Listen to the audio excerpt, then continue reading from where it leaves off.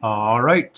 It's been the first time this has been on in quite a while, so I don't know if it's working. So if any of you get online and see that this is working, let me know. Leave a comment so I can tell if this is operating. I'm doing this from a hotel in the Cascade Mountains of Washington. I don't know what the reception is, how the internet is.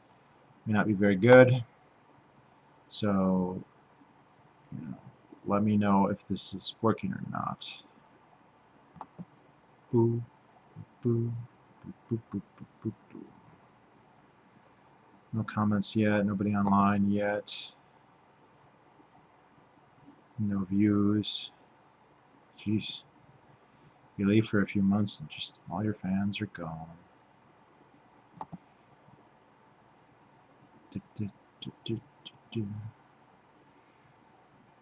Sorry for the long absence. It's not quite over yet. I left New Hampshire to go to work in Montana in mid-July. It's now mid-October, and I still have at least another month to go. I don't think I'll really be done until Thanksgiving, maybe even later than that. Things have been going pretty well. Usually the longer it takes, the easier my work is and the more I get paid. So I have every reason to be happy with that situation. Uh, but still, it's a long time to be from home, be away from home. So let's see. Don't see how I can get this to show up on my do do do do do do do.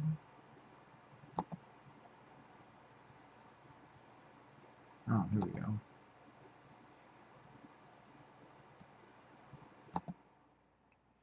Well, it's showing that I got an email saying that it's live, but no confirmation. Oh, one viewer. All right, if you're the one viewer on there, please leave a comment so I know if this is working. Doing this from a hotel, and it's been a couple months, so I don't know if anything is working. So just let me know if you can hear my voice and can see things, and we'll go from there. Whoever that one viewer is, probably some random person, I don't know, but we'll see. So yes, it's just one of those things. It takes a long time. You do one of these programs, you do a set number of wells, and then one thing with the oil field is they always think it's going to take a certain amount of time, and it almost always takes more. Stuff happens, and although none of these problems are bad for me, uh, they've just the amount of time I've spent in Montana now has been a lot, and still more to go.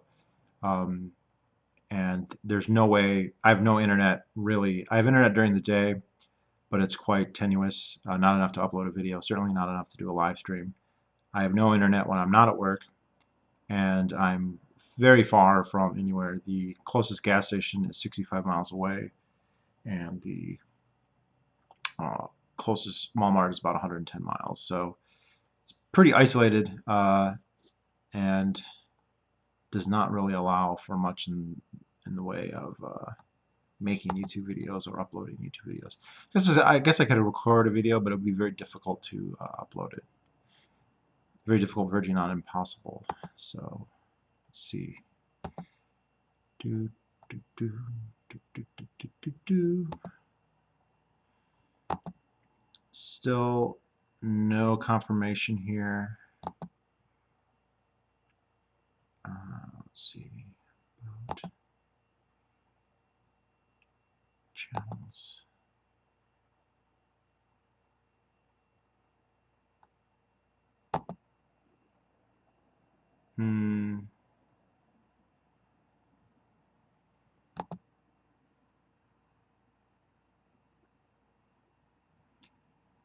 Let's see. Nobody watching yet. One person, maybe. Maybe. Let's see. I don't know how much of this is working because when I tried to turn it on, it started giving me all these updates. But one never knows.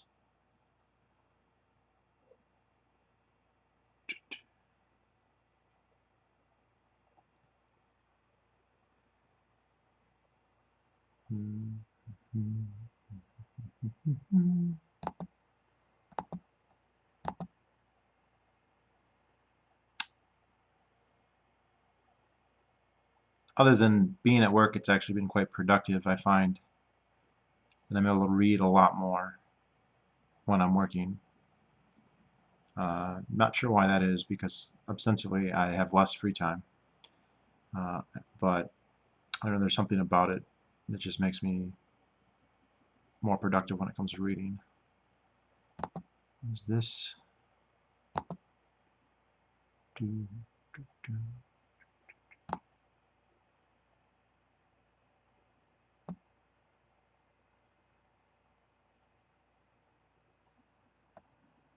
I'm very curious why I can't see this on my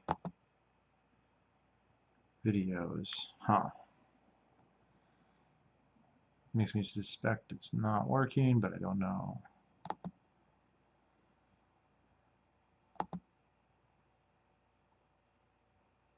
There we go.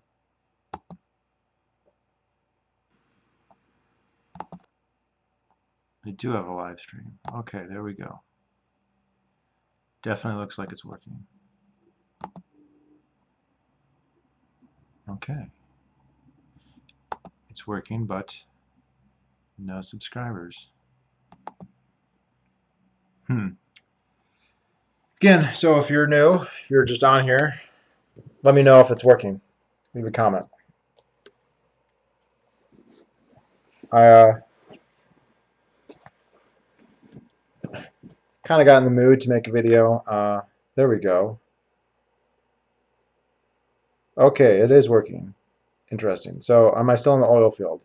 I'm not in the oil field at this very moment. I was planning to do 3 wells, and I've done 2. And each one took about 40 days, and then we get about a week off between, which is not really enough time to go home. So I kind of have toured the country.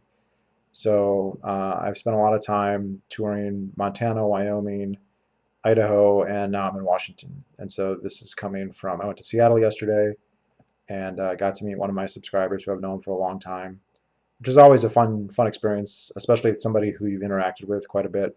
Sometimes I've met subscribers that I didn't really know. You know, I've mentioned that I was going to a certain area, and people, oh, let me take you out to lunch or something. But they'd be people, it was nice to meet them, but they weren't people that I really knew. But the guy I met in Seattle is someone I've known for quite a while, so it was quite fun to get a chance to finally meet him. Do I ever go up to Canada? So I have gone up to Canada twice. I went up to Alberta, and I've gone up to British Columbia. First time to either of those places. Basically just crossed the border. Didn't get very deep. You know, first town, first resort, make a friend, and then leave. Surprisingly, I have never gone on the East Coast. New Hampshire is not far from Montreal or from Quebec, and I've never crossed the border. I've gone up to the border just to see what it was like, but never actually crossed it there. But I think that's something that's going to change. I think I will start crossing it more. And growing up, I've been to Ontario plenty of times. Living in Michigan, Ontario is not far.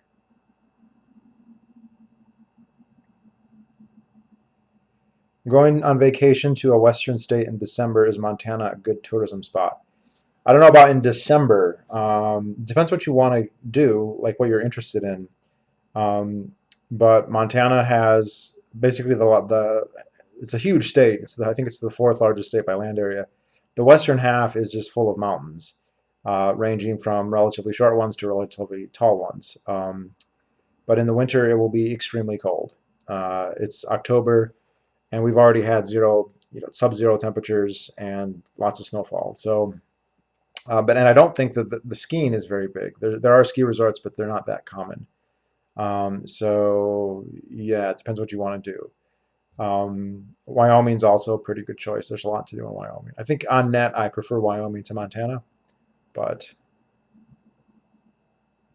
would it be difficult to work on a Canadian oil well if you wanted to? I don't think so. In fact, the drilling company that we're working with is a Canadian company, so most of the employees are actually Canadians, and I think that the industry kind of facilitates a lot of international exchange as far as that goes. Oil rig workers do tend to work in other countries. Most of the ones that I know, if they want, they can work in Africa, they can work in the Middle East, they can work in Latin America, um, they can work in Canada. Now, apparently, Trudeau is making oil drilling very difficult in Canada. The guys I was talking to were from Alberta, and they were saying that he had reduced the number of oil rigs working in Alberta of, of more than by more than 90%. There were just a couple rigs that were grandfathered in. So they are coming down to the United States and working on the cheap. Great crew, great oil rig. One of the nicest oil rigs I've ever been on, but it's a completely Canadian company and completely Canadian crew. Um, so yeah, but the skill set's kind of the same. The oil industry is almost like this standardized Texas oil thing. So um, the skills are still applicable, I think, most of the places. Are you still in the foreskin restoration? Yes, I am. Still working on it, making progress. Slow progress, but progress nonetheless. That is just something that you do every day, and you work on it every day, and you just kind of make it a habit, and over time you make progress. So yes, I'm still involved in doing that. But,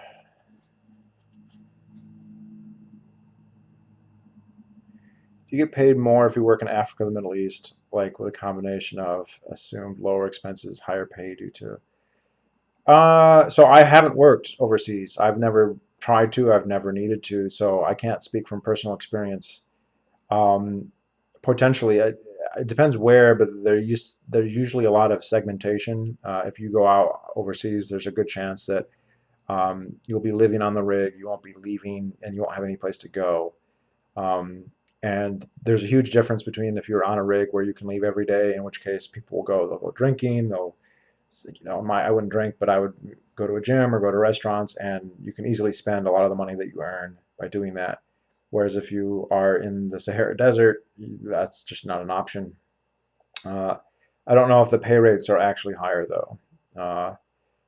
Usually for Americans it is, for local workers it's usually a lot less because they tend to be a lot less productive. Having talked to guys who have worked, say, in Saudi Arabia or the UAE, they say that the people from those countries just are not as productive, so they have to hire 2 or 3 times as many to do the same amount of work. But as an American, you would probably be making more.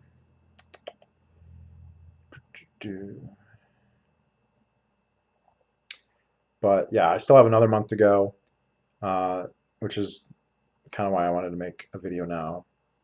I also wanted to talk a little bit about this whole Kurdish situation. Um, yeah, I'll get on that in a second. Do you enjoy your work?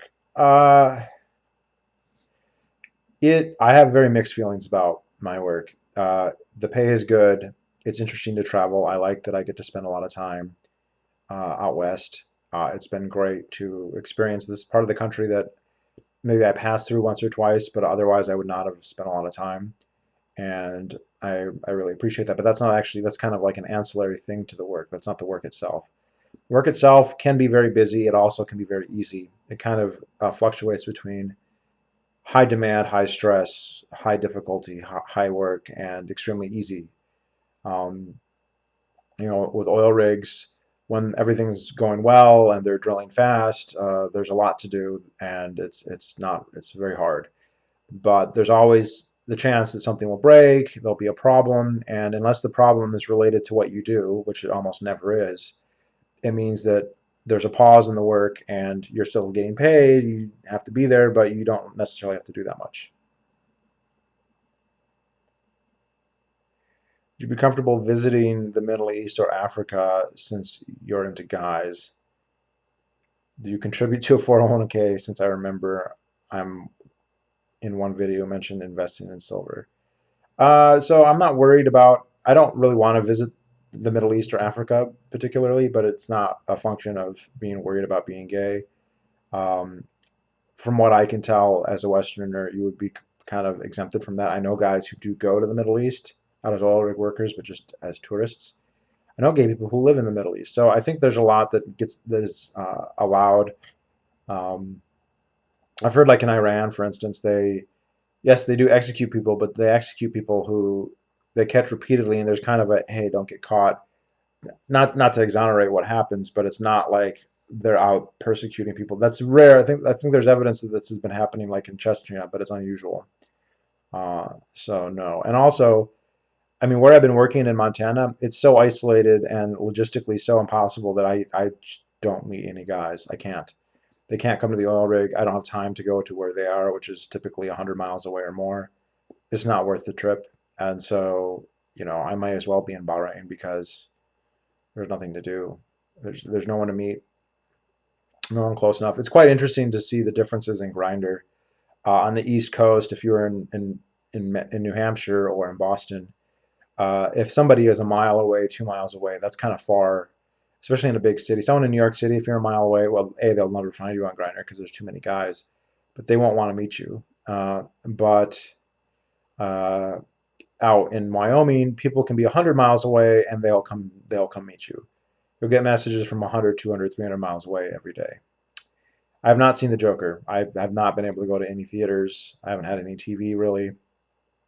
So no, I'm not totally out of the loop. I have some internet access, so I see what comes across my Facebook feed. But no, I don't really I haven't been able to go to any theaters. I don't even know where the nearest theater. The nearest theater to where I've been is probably 110 miles away in Billings, and I'm not going to spend 4 hours commuting to go see a movie.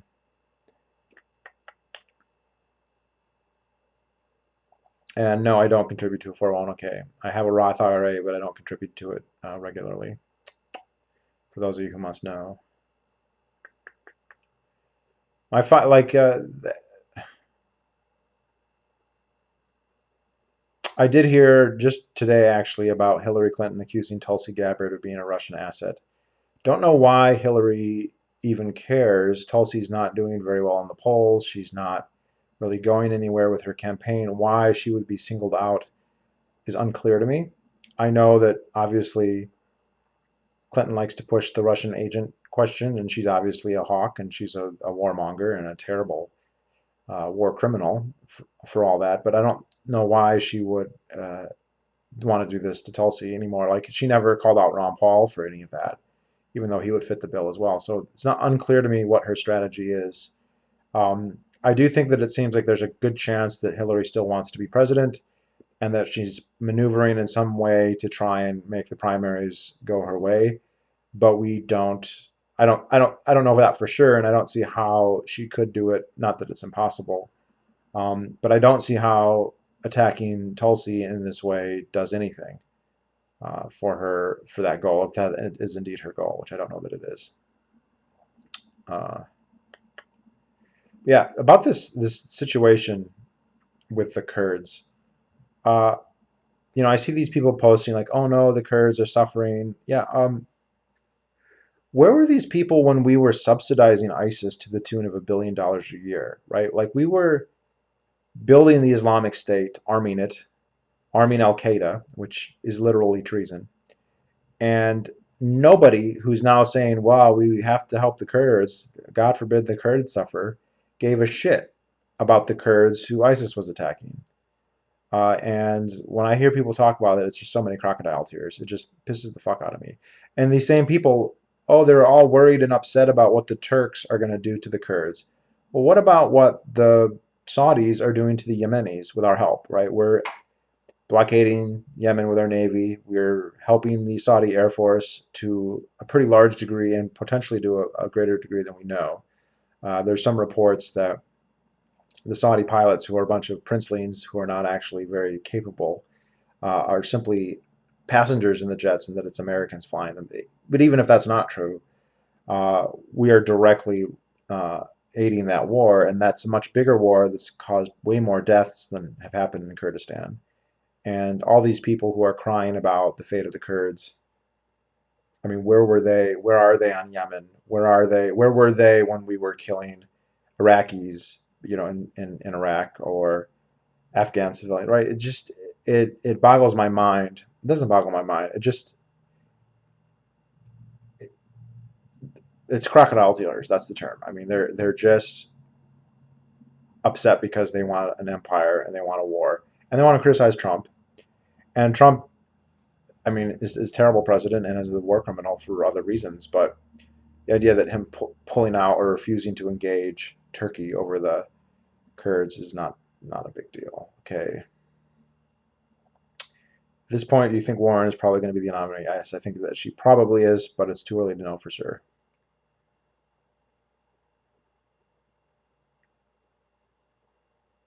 Do you think that the blind support for Trump and his fanboys is similar to the blind support for Obama? Yes, it certainly is similar. In some respects, it's different in others. I do think that Obama had many people who genuinely supported, like they actually believed in him. They thought he was a great guy, great man. They still do. And they supported him for those reasons. I think a lot of Trump supporters, there are certainly some Trump supporters who fall into that category. There's some evangelicals, and I don't just mean evangelical Christians, but evangelical nationalists who place a lot of importance on Trump for one reason or another, but I think that's a very small group. I think a lot of people just support him pragmatically. He's their instrument. They in their minds, I'm not saying in reality, but they hate the establishment and they think that Trump is a big FU to the establishment and they believe in him in that sense. Or they just hate the libs. So are there similarities? Yes, but it's a different thing. Obama is a different thing than Trump, right? Obama is it's kind of like a high-level partisan politician, right? He's got this squeaky clean personal life. As far as we know, there's obviously rumors, and there's the whole birther controversy and all that. But there's not reports of him cheating on his wife or being a womanizer or being this crass person, and he seemed incorruptible because the type of corruption that he did was kind of sanctioned, and you had all the partisan tribalism that goes with that supporting him. But Trump is different because he's not from an established political dynasty. He's an outsider to an extent. But yeah, there's certainly similarities. It's still partisan politics.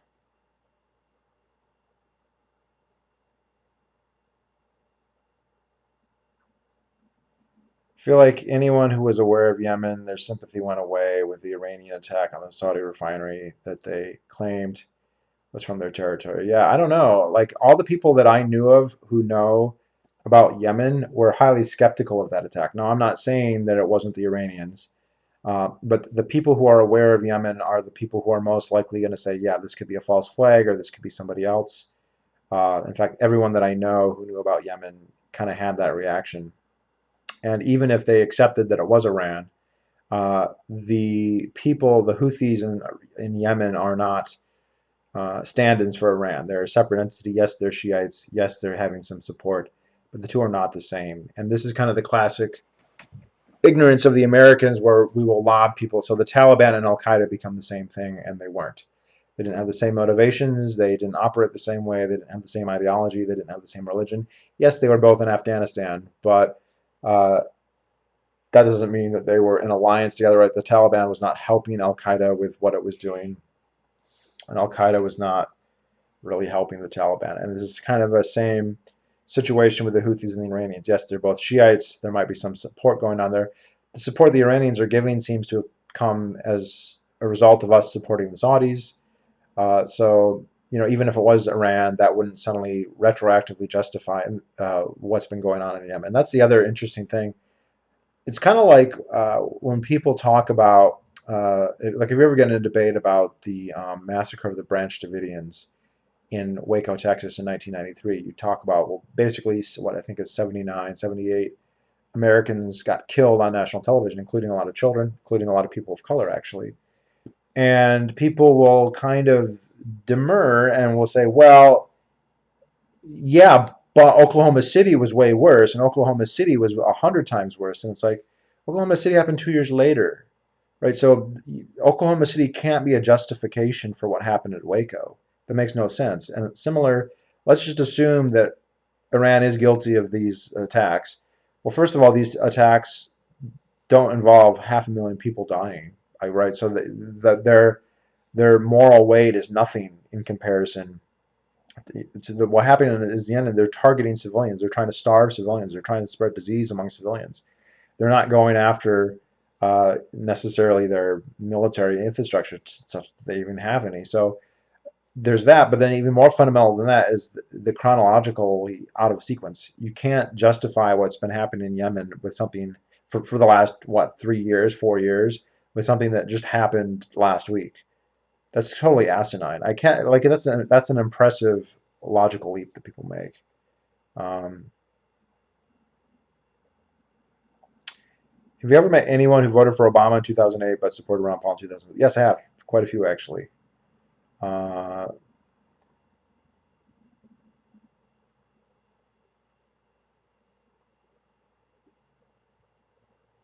If Bernie had stayed out of this year's primary and endorsed Tulsi to return the favor for endorsing him last time, how much better do you think she'd be doing? Well, she would be doing better. Obviously, she would like that, but how much better? I have no way of knowing. I have no idea. I don't think it would. It probably wouldn't be enough to like suddenly make her a front runner because the establishment is completely against her. You know, if New York Times and CNN are against you, then that really means a lot in the among left-wing people, right? Among the trendsetters and the literati that kind of run the Democratic Party, that's where they get their marching orders. So no, I don't think that would make a big difference.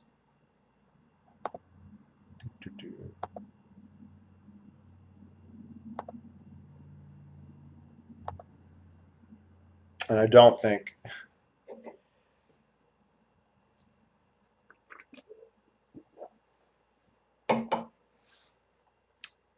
But yeah, I find this, I want to say upsetting, but ridiculous. This selective. Oh, no one cares about the genocide or the war crimes committed with our aid by Saudi Arabia. Nobody cared about us aiding ISIS and the Islamic State and Al Qaeda when we were doing so against Assad. Nobody cared about us helping Iran when we helped Iran overthrow Saddam Hussein. We got rid of their biggest enemy, right? Their biggest Iran, and I have no antipathy really for Iran, but so far as the um, geopolitics of the United States go, you know, Iran is supposed to be one of our biggest enemies, uh, while destroying their biggest adversary in Saddam Hussein was guaranteed to help them, and it did.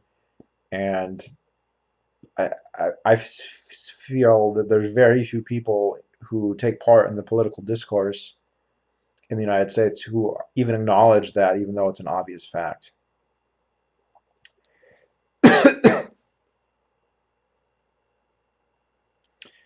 Did you hear about that flyer that was distributed in Massachusetts last month that said Islam is right about women? What do you think about that? Yes, I did hear about that.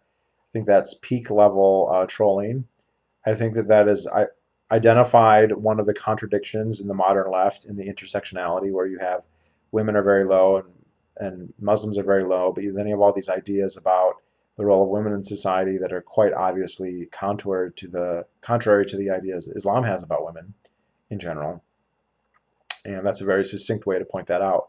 But when I saw news reports about it, the people that they interviewed seemed just so confused that they just did not know what to think. They weren't sure if it was anti-Muslim or anti-woman.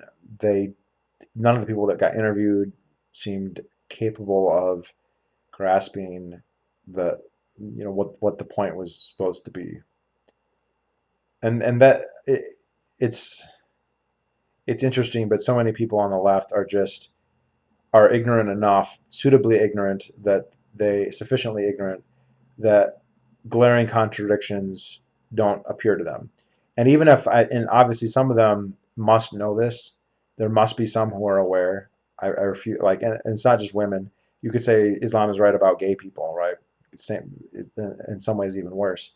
But they seem, even if a speaker or a public figure is aware of the contradiction, they know that most of their followers are not, and so they don't have to square the circle because they just don't know. It's very similar, and I could come down on the left, but they don't, in national politics, they don't have to explain the difference between uh, various Middle Eastern peoples when they're talking about bombing the Taliban or bombing Al Qaeda or the various political parties in Iraq. They know that the 99.9% of the electorate does not know any of these distinctions, and it's just good, bad, uh, in the broadest, most uh,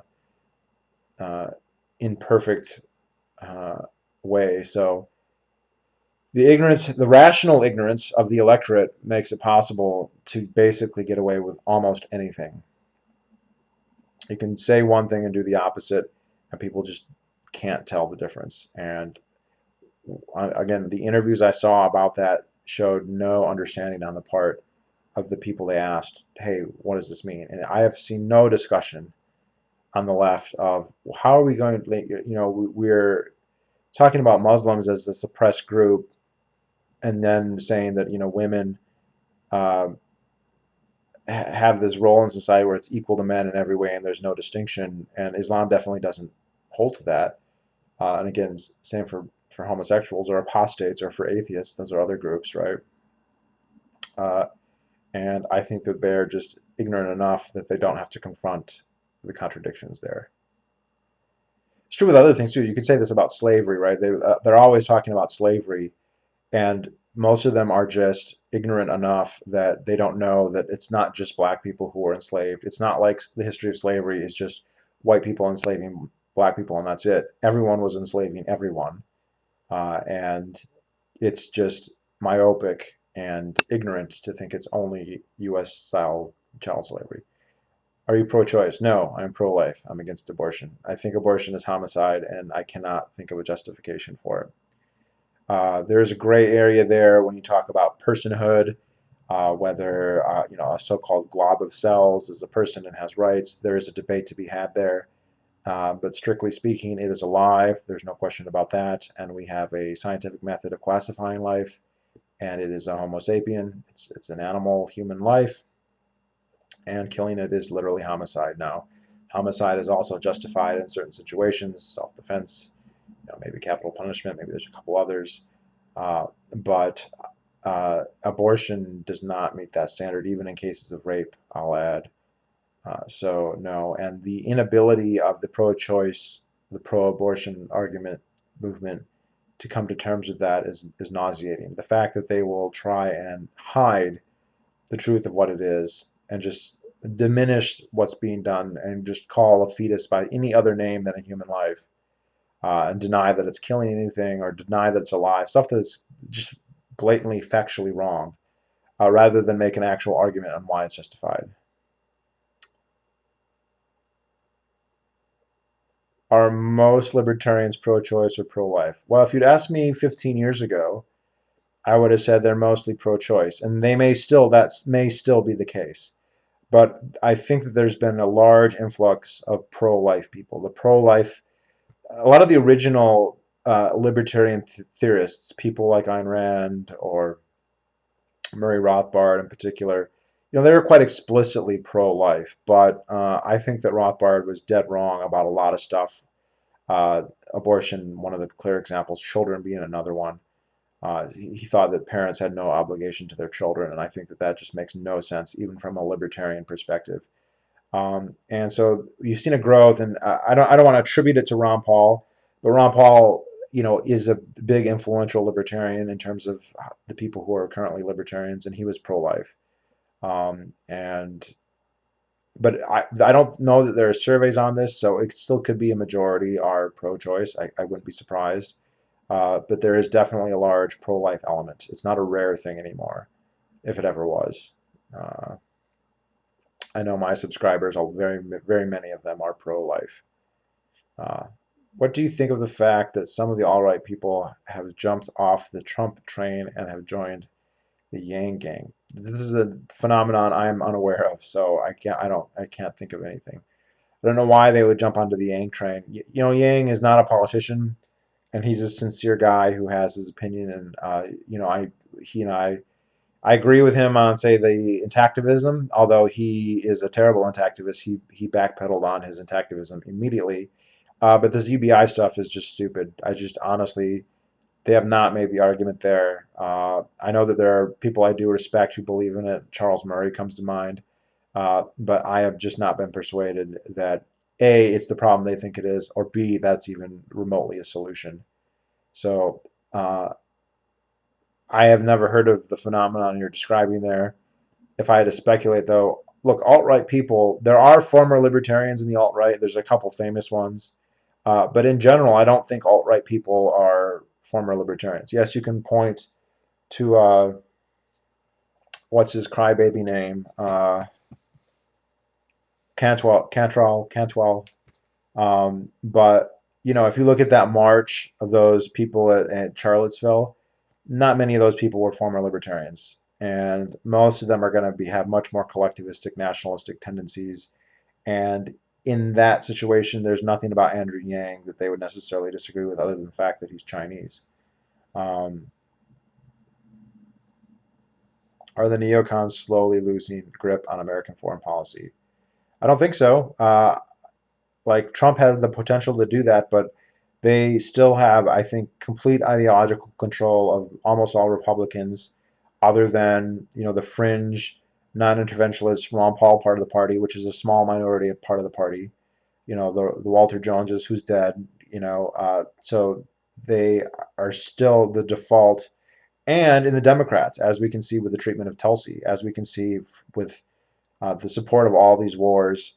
The rhetoric is different. You obviously have a more left-wing version of the Democratic Party, just like you have a more right-wing version of the Republican Party, but is not pro-interventionist. But they are minorities. And among the power players, the Chuck Schumers, the Dianne Feinsteins, the Lindsey Grahams, the John McCains, they are all the same. They don't really differ. So I don't think that they're slowly losing grip. I think that uh, they are the mainstream geopolitical ideology of the United States. Their influence is strong enough that that's the default. But I am looking very much forward to the Bill Kristol Scott Horton debate, though, in May. Personally volunteering for the Hill Dog campaign.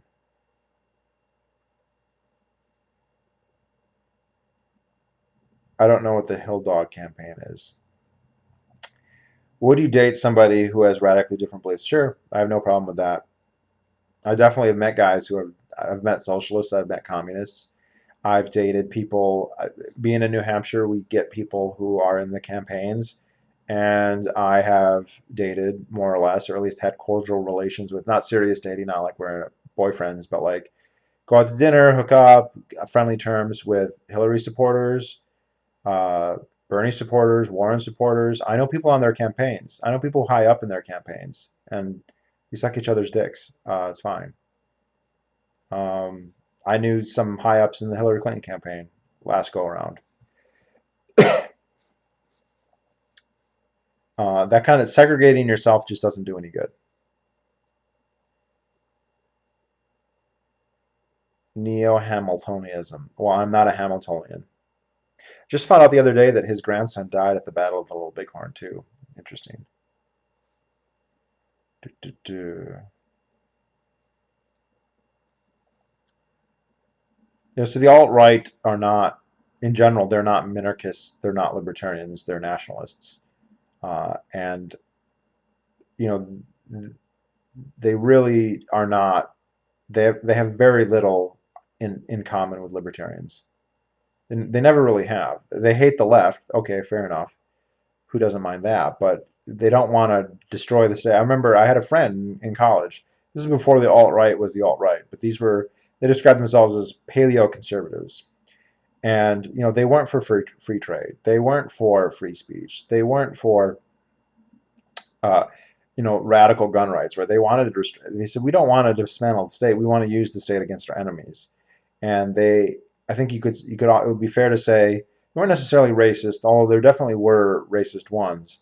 But they believed in a nationalism based on creed, more so than on race. And if they thought, if you're the right kind of patriotic American, so defined, then they liked you. And you could be black, and there are a lot of black people who met their standards, or Mexican. But if you didn't, you were an enemy, and they wanted to destroy you. And they didn't have a big problem necessarily with a big government program because they didn't come from that. I remember having debates with people who were, they like Pat Buchanan, they hated Bastiat. I'm like, how can you? It just perplexed me that you could consider yourself conservative and hate Bastiat, but there are plenty of people who do.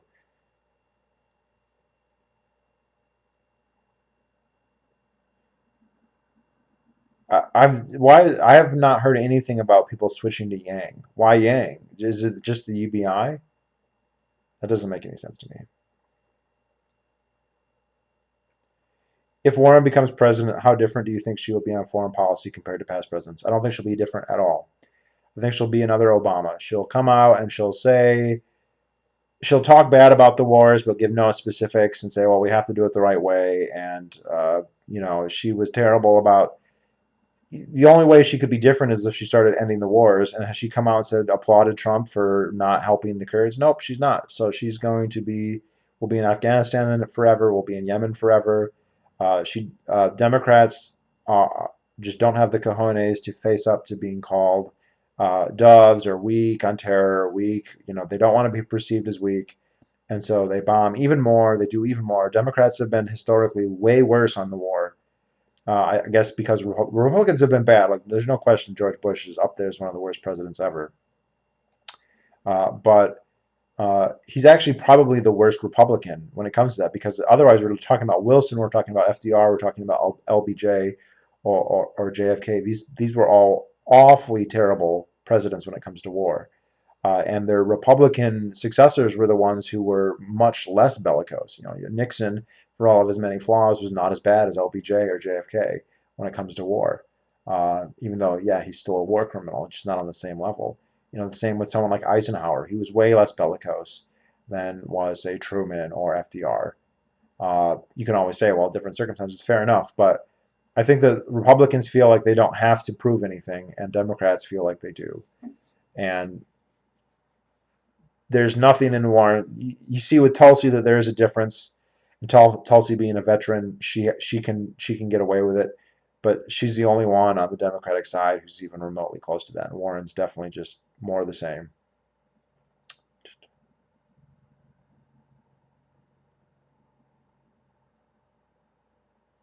Do you find it odd that the media mocked Gary Johnson relentlessly for his gaffes, but gives Joe Biden a pass, even though Biden has made arguably even more? No, I don't find it odd. I find it very indicative of the bias in the media. This is very similar to Ron Paul, right? When Ron Paul would get interviewed, they would ask him very difficult questions. Oh, you want to end Social Security? What about this old lady who's on Social Security and she has no income? You want to make her destitute, make her homeless? What's wrong with you? Do you hate children? But if they had Hillary Clinton, they'd be like, why are you so popular? Why do so many people get inspired by you? Um, Part of it is just that there's an ideological alignment, right? So they don't even have to be trying to be biased. They accept way more premises of the worldview of someone like Joe Biden than they do of a libertarian, who I will not really say uh, uh, Gary Johnson really even falls into that category, actually. But he's outside the Overton window enough that he's alien to them. And there's also a defense of the status quo. They want to crush anything that kind of comes on the outside. The Republic, the Democratic part, like the Democratic Socialists, the Green Party, or the Libertarians. Their job is to be gatekeepers. And so no. I'm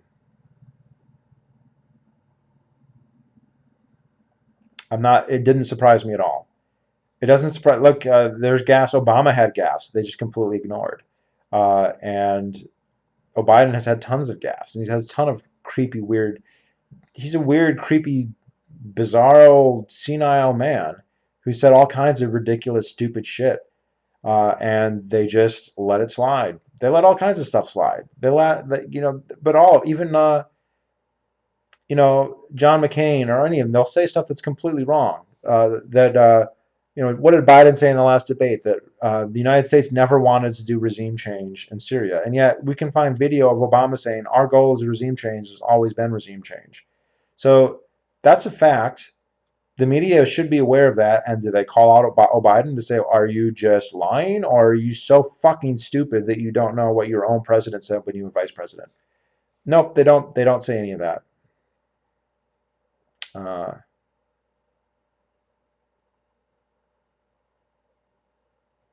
Assad must go, and then Biden can say, well, this week that regime change was never a thing. How old do you think a guy should be before being allowed to choose to be circumcised? Completely agree. Child circumcision should be banned. So I've done several videos on age of consent, and I do think that ideally, and there may be good reasons why this won't work ideally, but ideally, people's ability to consent is something that you can gauge. There are tests you can go, there's questions you can ask, there are ways to determine the mental capacity of a person to show whether they can or cannot make certain decisions.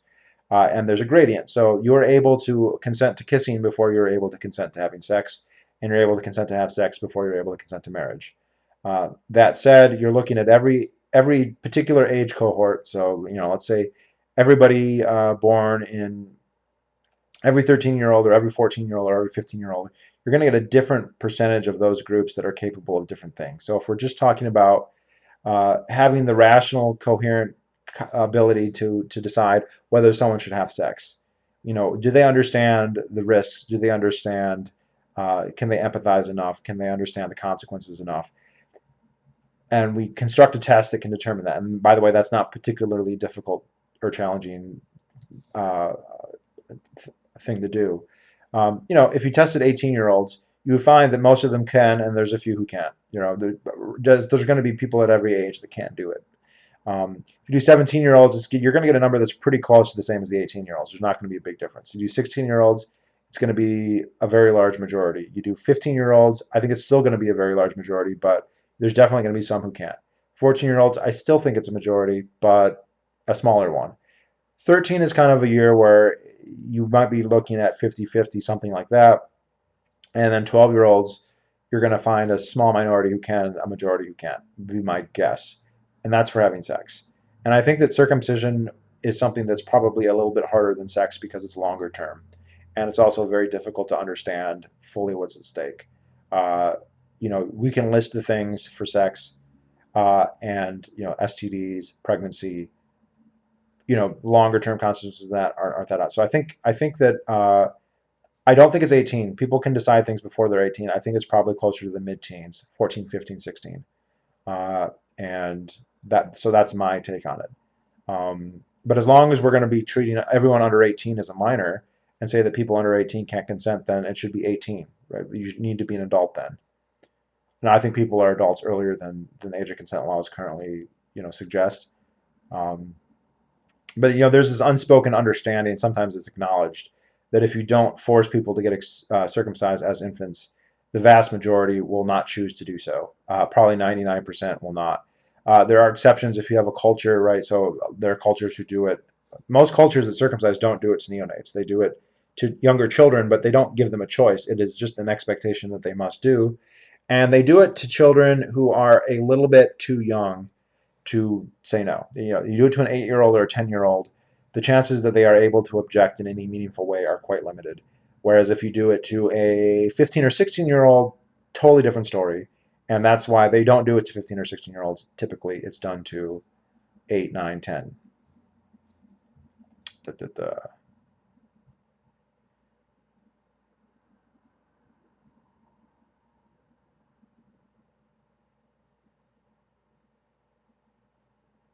Nope, I didn't hear about Joe Biden forgetting Obama's name, but I'm not surprised. That sounds like something he would do.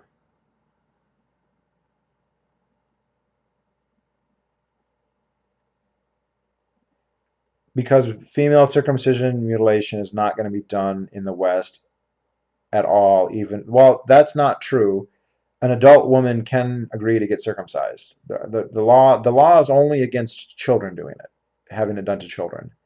The law is basically saying that a woman needs to consent. She needs to be adult. And there are cases of adult women in the United States getting circumcised. That is not legal. That is not illegal, and it should not be illegal. It's just very rare, and it's not. I mean, it doesn't have the cultural acceptance that male circumcision does. Uh, all these prosecutions you hear about, it's when it's done to children. Because like, hey, they can't consent to this, which they can't, and which is why it shouldn't be done.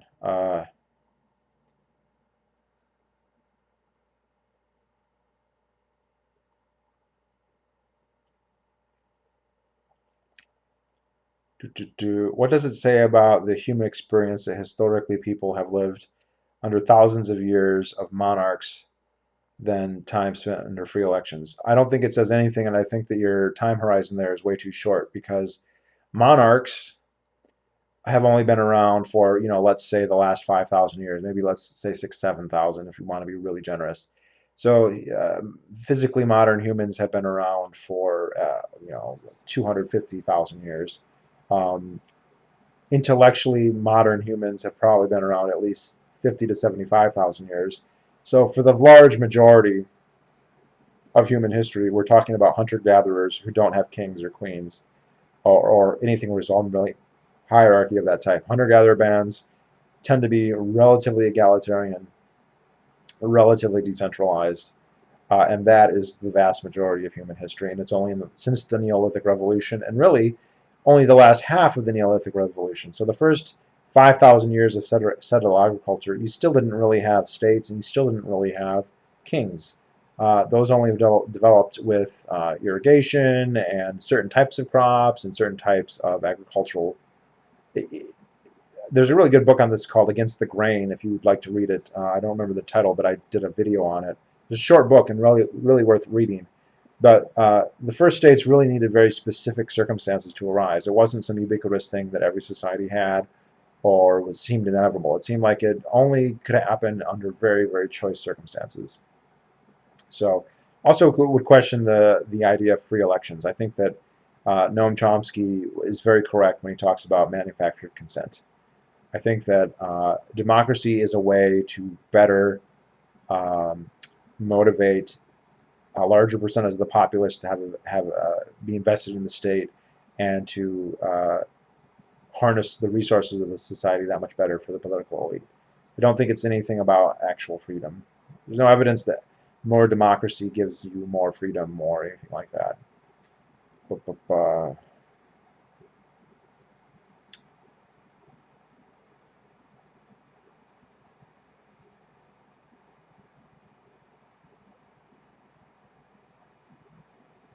yeah, well, adult women can do what they want. Like adult women can go and have labiaplasty.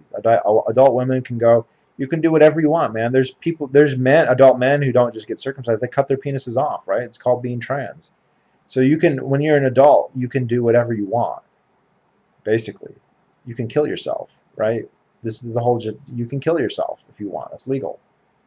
Uh, I mean, suicide's illegal, but they never prosecute it, right? So there are women. If you watch the American Circumcision documentary, they interview a woman. She's of West African descent, but she wasn't circumcised as a child. She's in college, so she's an adult. And her family's like, we're gonna do this to you. And she had to go to Africa to have it done. I don't know if it was because they couldn't find an American to do it or if they wanted it done in a traditional way. But she went back to, I want to say Cote d'Ivoire, but I could be wrong. It was just a West African country. She had it done, and she's actively speaking about how it's fine and it should be allowed and it's no big deal. But she was an adult, and so ethically, just a totally different can of worms, and legally, a totally different can of worms, because there's no question that she consented to it.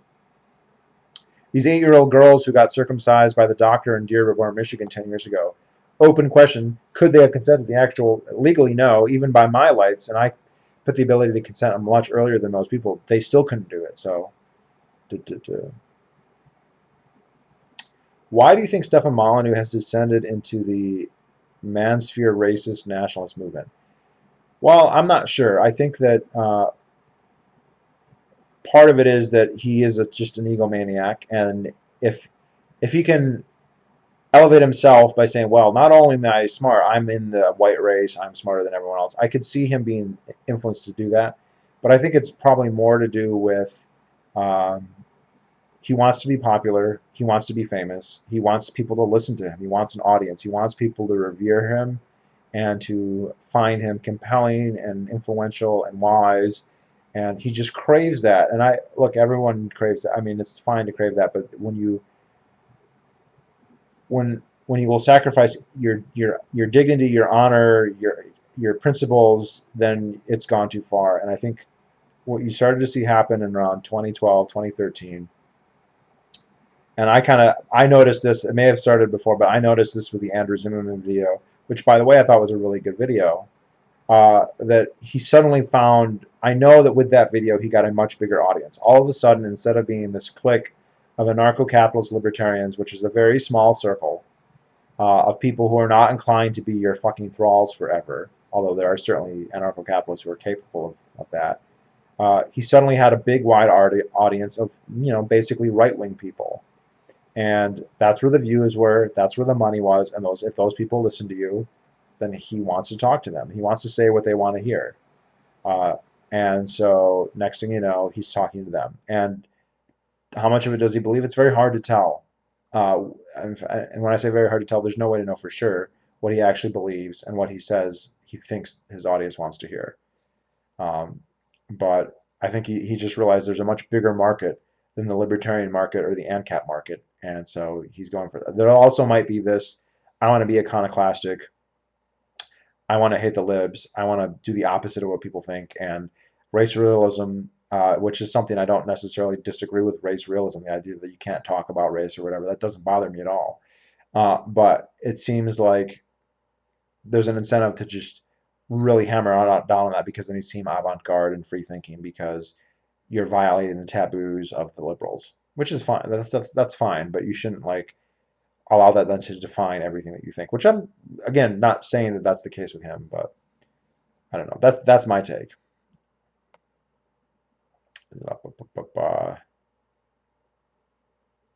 If Justin Amash is the LP nominee next year, how well do you think he'll do in the general election? There's no evidence that nominating Republicans will do the LP any good. The LP has nominated Republicans many times, whether it's Bob Barr or Gary Johnson.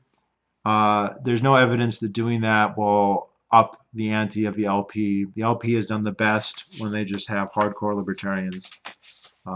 And I guess there'd be an exception. There would be Ron Paul, but Ron Paul is an exceptional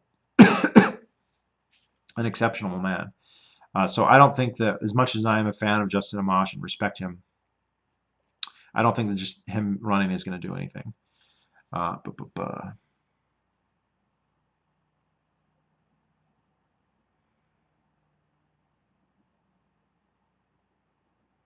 Against the Grain by James C. Scott. Yep, that's a great book, short book. You can see I did a review on it, but I definitely recommend reading it.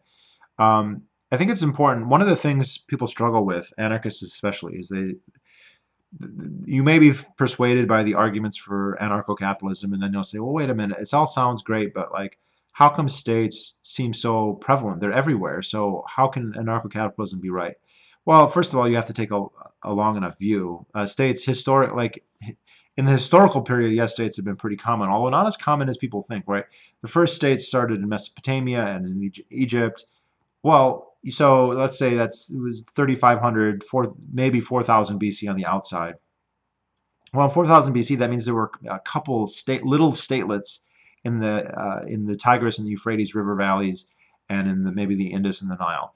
The rest of human society didn't have states for that period, and there's still people today who are stateless. Now, if you look on a map, cartography says, oh, there's states everywhere, but actually there are large areas in Asia and Africa. You could even argue South America, who knows, even places in North America, where practically speaking there aren't states.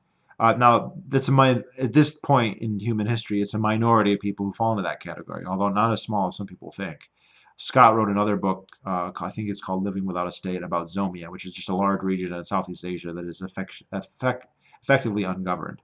So they're not as ubiquitous as people think, but then the other problem is that people make this logical conflation of states are very common, or people erroneously say ubiquitous, therefore they're necessary, or there's something adaptive about them that's really good. There's lots of things that are really common in human society that are ubiquitous, that exist in every society.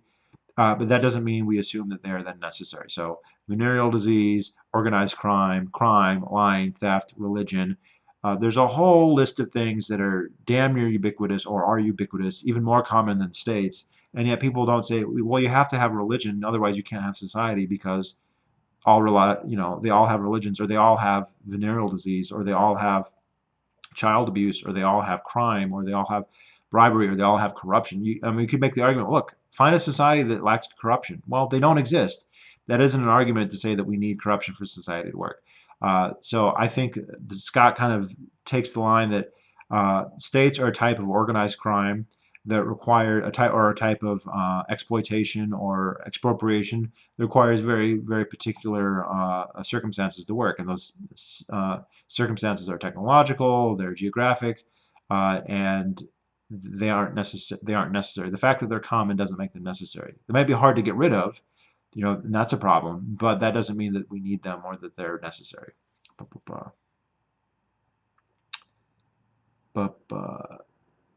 Yeah, beginning of it was the Trayvon Martin video he did that got him on Joe Rogan. That sounds about right to me when I saw that video. And by the way, I liked that video. But I know that he got a lot of people who viewed that video, and they were not anarcho-capitalists and they were not libertarians. They're like, yeah, I get that, and there's no way he was able to not resist that. There's just no way, if Molyneux. Molyneux is looking up his name every day on YouTube and Google. You know it. And you know that he's looking at his view counts every day and he's saying, and oh my God, how many views did my video on Frozen get? And blah, blah, blah. And what can I do? He's just obsessed with it. And that's good entrepreneurship on his part, right? He's really actively involved in his YouTube channel, blah, blah, blah. And if he knows those people aren't going to listen to a lot of the stuff, the libertarian stuff, it's a different audience, and so he's catering to them. And is it completely cynical, and he doesn't believe it, but he says it anyway, or is it he kind of comes to believe what is the most useful for him? I don't know. I have no way to answer that. Oh, okay. Now I'm getting more views, and I can't keep up. Do you have an age range of guys you date, and is that age different than the guys you'd hook up with? I don't have explicit age ranges. I haven't set numbers. I do hook up with a lot of guys who are in college and some who are in high school, and that does turn out to be difficult to date because typically they can't travel, they don't have any money, and their lives are basically run by school, and so it makes it very difficult to date them. It's easier to date guys who are older and more established. Who's worse and why? Bill Maher or Michael Moore? Michael Moore is definitely worse. Michael Moore is a liar. Michael Moore's politics are worse. He's disingenuous. Bill Maher is wrong, but I don't think he's insincere. Bill Maher is willing to be intellectually honest in a way that Michael Moore typically is not. Not that Michael Moore has said things that I agree with, and he's been prescient. He was prescient about Trump, but that fucking Bowling for Columbine is such an abysmal piece of anti-gun propaganda that I'll never forgive him for that. And the frame up that he did of Charlton Heston was despicable, just despicable. He basically blamed Charlton Heston on the deaths of children. And maybe Maher has done that. His rhetoric about gun control could be conflated as that, but he didn't do it in such an obvious way. So no, I'll take Maher over Moore any day. Maher is also funnier.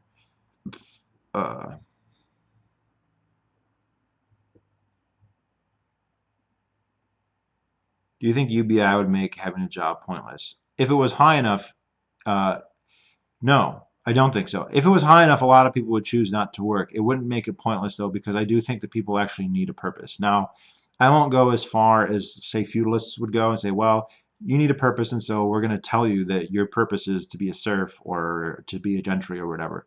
I don't think that your purpose should be assigned to you from birth or by class or anything like that. I think that you should find your purpose, and very often your purpose is going to involve work.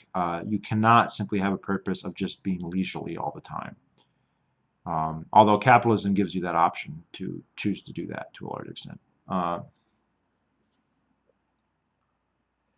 How do you respond to the anarcho-communists who say ANCAPs aren't the true anarchists because they still believe in hierarchy? I think that they are getting into a stupid semantic debate because they'll say, well, the first anarchists were left-wing people and you're right-wing people, and anarcho-capitalism is from the 1970s, where the anarcho-syndicalists, we can go back to the 1860s or 1850s or the 1870s and blah, blah, blah. And I will say that anarchy doesn't say no hierarchy, it says no state. That's the definition that I use. That's the definition that makes the most sense. I think the idea that there will be no hierarchy is nonsensical. As Jordan Peterson correctly points out, we have hierarchy in lobsters. We have hierarchy in everything. Anarcho-syndicalists have hierarchy. There, among anarcho-syndicalists, Noam Chomsky is not equal with everybody else. Howard Zinn is not equal with everybody else. Bernie Sanders is not equal with everybody else. They have hierarchy. They like to beat down anarcho-capitalists for having hierarchy, but they all have hierarchy. And if they make a sincere effort to abolish hierarchy, they're dead, because the only way to do that is to make everybody equal in every way. As soon as you have a specialization of labor, as soon as you have a specialization of tasks, as soon as you have people who are different in terms of their proclivities, in terms of their interests, in terms of their motivation, you're going to have differentiation, and that is going to manifest as hierarchy. So it is absolutely untenable and hypocritical and wrong.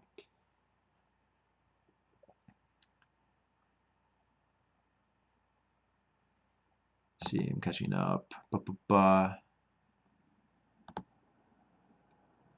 Oh, I cannot read all these, Sebastian.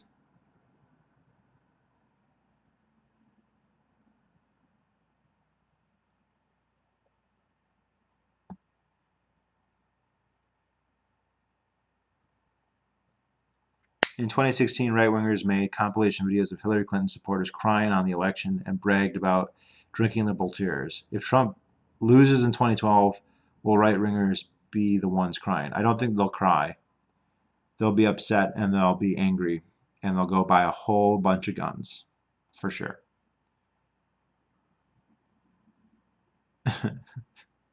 Computers don't run. They don't have legs. They're not true runners. Yeah, I see the state's not real argument, and I just don't see that just boils down to some semantics to me.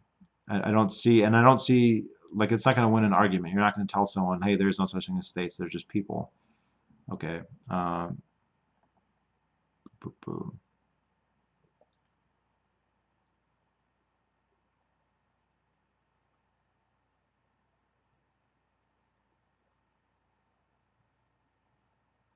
Have you watched any of the recent debates Destiny has had with social? I don't even know who Destiny is, and I haven't watched any debates, so no. Answer to that is no.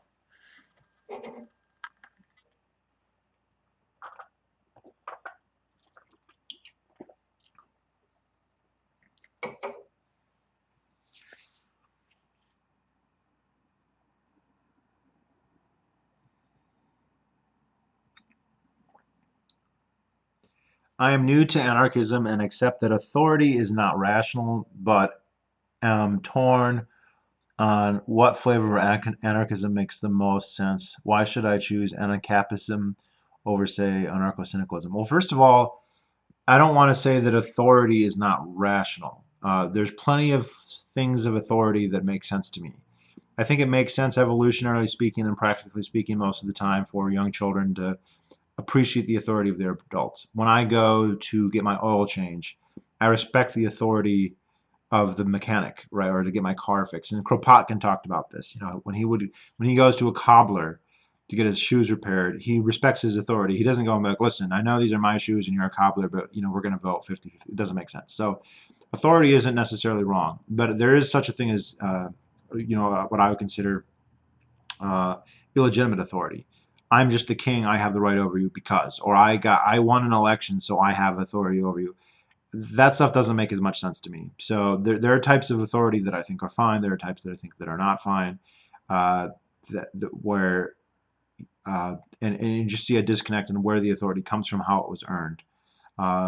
If it was earned through legitimate means or not legitimate means. An election is not a legitimate means. Anarcho-syndicalism just doesn't work. It's just completely stupid. It goes against human nature. It goes against economics. It's based on pie in the sky. It's based on a horrible aggression. If they attempt to make anarcho-syndicalism, it will be as bad as communism. It relies on coercion. This is tacitly admitted.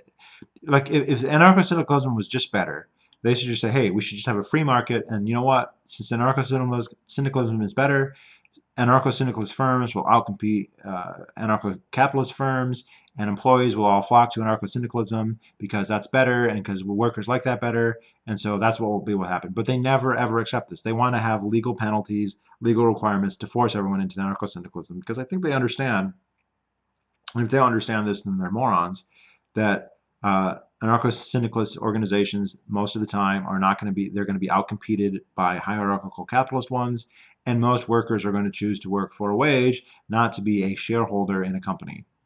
Now, they don't understand that because they have a completely unequal biased view of market transactions and capital, right? So they ignore the risk of capital, they ignore what entrepreneurs or capitalists do, and they just look at it like it's a sham, and so they're completely idiots. But if you frame it like, hey, if you can either start working for a company as an employee and getting a wage right away, or you become an anarcho-syndicalist member of a commune, in which case you must defer all the consumption until there's actually profit being made. So you're going to work for 10 years as one of 100 people in a startup factory. You're going to have to invest all of your own time and labor. You'll derive no wage whatsoever until after it becomes a profitable, and not necessarily just in the financial sense, but in the sense that it's producing something. Um, and if it fails, you fail, and if they don't make anything, you don't make anything, and you have to vote on everything. And oh, by the way, if you have to hire a new person, they have the same amount of say as you do. So you've been in it for 10 years, you put in your blood, sweat, and tears, you've deferred consumption to make it possible, and then they hire a guy, and one weekend he has the same authority as you. Uh, you're not going to want to do that. People, and this is something Marx predicted, by the way. Marx believed that workers would go to whatever job gave them the highest percentage of their labor, right? So if you're a subsistence farmer and 100% of what you produce you consume, that's better than if you work at a factory and you only get 10% back. And that's what he believed. And not just that he believed like as a random thing, that was a necessary consequence of his theory of history and of economics. And the truth is that workers go where the wages are highest. So yes, if you're a subsistence farmer, you get 100%. But if you go work at the local shoe factory in the sweatshop and you only get 10% of your value, but that wage is worth more than your subsistence farming, that's what people are going to do. And anarcho-syndicalists just don't know any of that. But hopefully, you'll be live streaming more often. Well, this will be the last one for at least another month. As I said at the beginning of the video, which I know very few people saw, I'm still working. I'm out in Washington State right now in the Cascade Mountains. I forget the name of the town, but it's a picturesque town. But I have to go back to Montana in just a couple days, and I will be on an oil rig at least until Thanksgiving. So this will be the last one for a while. But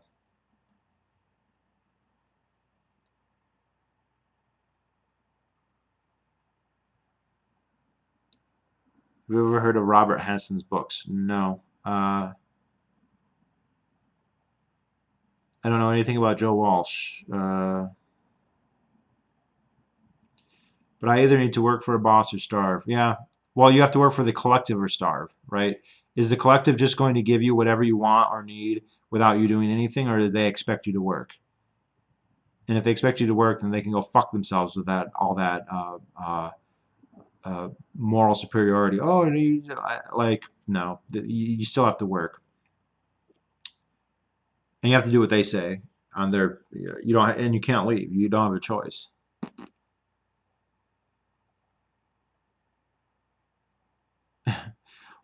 What other types of anarchism are there besides anarcho-syndicalism? Well, there's anarcho-communism, anarcho-capitalism, anarcho-primitivism, anarchism without adjectives, anarcho-transhumanist anarchism, techno-anarchism, agorism. There's so many.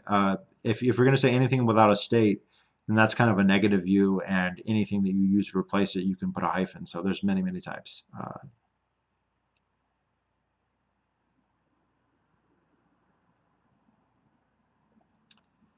Yeah, even non-hierarchical organizations have hierarchy. It's just not formalized. Yep, totally true.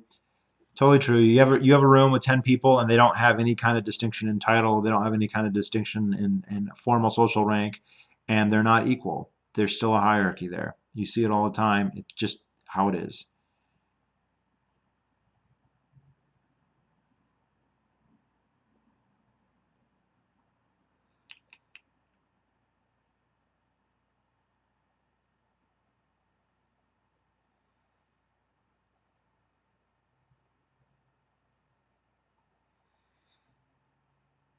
You need some super chat money. I don't need money. I'm working. I'm making good money on the oil rig. But if people want to send super chat money, by the way, I wasn't sure where that was going, and then I opened up my what was it? My PayPal, and that's where it all was. I had all this PayPal money, and I actually used it to buy a foreskin restoration device. So thank you, anyone who ever donated it. You bought a penis stretcher for me. So congratulations.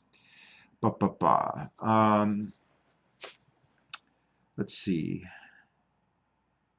Told a local Ancom bookstore that I was an anarchist without adjectives because I thought they would assault me. Yeah, but see, anarchist without adjectives does not implicitly mean anarcho-capitalist, so I don't think that they would really find that cool. Cool. Recommend any good libertarian anarchism books for newbies? Absolutely. I would recommend number one, best book on anarcho-capitalism in my opinion, is The Problem with Political Authority by Michael Huemer. Very readable, very thorough, very intellectually honest. Excellent, excellent book. Number one. So I would recommend that. It's good for newbies. It's good for anybody. Because I've used this story before. I dated a guy, totally apolitical, didn't care about politics. Uh, he found out I was an anarchist. He started buying some books to kind of learn about what I was thinking. I gave him my copy of that. We since broke up. He's married to another guy. It didn't end well for us. He's still an anarcho-capitalist, and I credit that book. So that's definitely number one. One I read recently that I've never talked about yet because I read it after I've made these. I haven't made any videos since I met. Is towards or governing least towards a New England libertarianism. I forget by who. That is an excellent book. I highly recommend that one. Another one, Libertarianism, a Primer, is a very good kind of overview. And then we've got Machinery of Freedom uh, by David Friedman. That's an excellent book. For a New Liberty by Murray Rothbard, also an excellent primer. Uh, and if you want to read maybe Power and Market, also by Murray Rothbard. Power and Market is the last part of Man, Economy, and State. Man, Economy, and State is worth reading, but if you want to skip the main part of it and just read Power and Market for the anarchist stuff, by all means. Also, no, those would be good. Those are good ones to start with.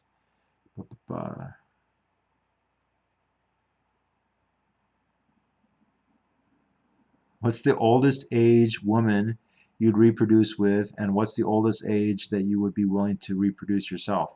Well, I won't be reproducing with any women, so that's 0, I guess.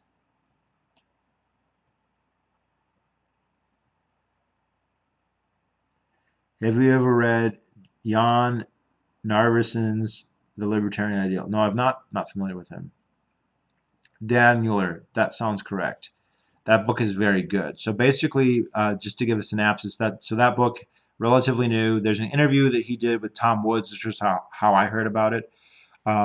So it's called Governing Least Towards a New England Libertarianism. And I live in New England. I'm an anarchist, so I should read this. It's not an anarchist book. He doesn't take an anarchist line, although I think that would be an interesting debate with him to have. Uh, so a lot of libertarian moral philosophy and deontology is based on taking these kind of strong moral positions and then reaching anarchist conclusions with them. So the non-aggression principle, self-ownership, absolute property rights, things like that. And those are all things that we can debate. I'm not saying that those things are wrong, but most people don't agree with those premises. And so if you try and build a case for anarchism based on them, a lot of people are going to say, yeah, that sounds good, except I don't believe in the non-aggression principle, so I'm not going to arrive at that conclusion. So what Mueller does in his book is adopt basically conventional moral intuitions that are not as radical and yet still is able to construct and in a persuasive, I think even tactically useful way, very strong libertarian conclusions. Again, he's not an anarchist, but a very strong minarchist. It kind of runs along the lines of, okay, you want to have some kind of government program, a welfare program, or a road, or a school, or a defense, or whatever it is, and you're asking the state, aka your neighbors, to provide that for you, then the burden of proof is on you to make the argument why you have a right to take funds from everybody else to make that program happen.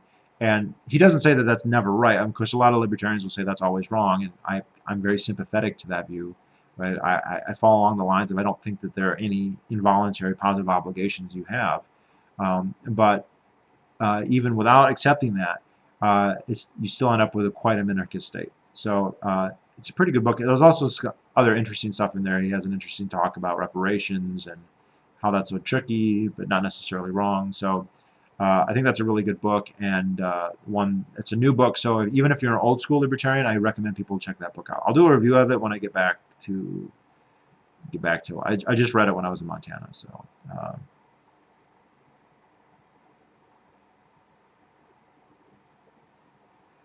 One of the issues I have with Humer's arguments on common sense morals is that you could think that the state is common sense and therefore accept his position, and therefore wouldn't accept his position. What people do, it's not common sense. It's just conventional, conservative, a bias or inertia that the state is common sense. But if you say, well, you shouldn't steal, but what about or if you look at the phrase that taxation is theft, that's kind of common sense too. So I think that people have contradictory notions and they have contradictory moral intuitions, and they can only justify the state by picking and choosing at random by special pleading. And Humer does a good job of pointing out where the problems with that are. Um, and specifically by going after social contract theory, which you need. There's lots of people out there who believe in the state who never say social contract theory, but you need some kind of social contract theory to justify a state, and just none of them really make any sense when you break it down. Well, I haven't read Machinery Freedom, so I'm not willing to say that. But, but how much can you deadlift? I don't know about right now. I haven't been able to go to the gym in like 3 months. But the most I could do, I think, was like 375 for maybe 2 or 3 reps. Why do you think Austrian economics isn't more common in mainstream academic spheres? Do you think it's because it takes a hostile view towards the state?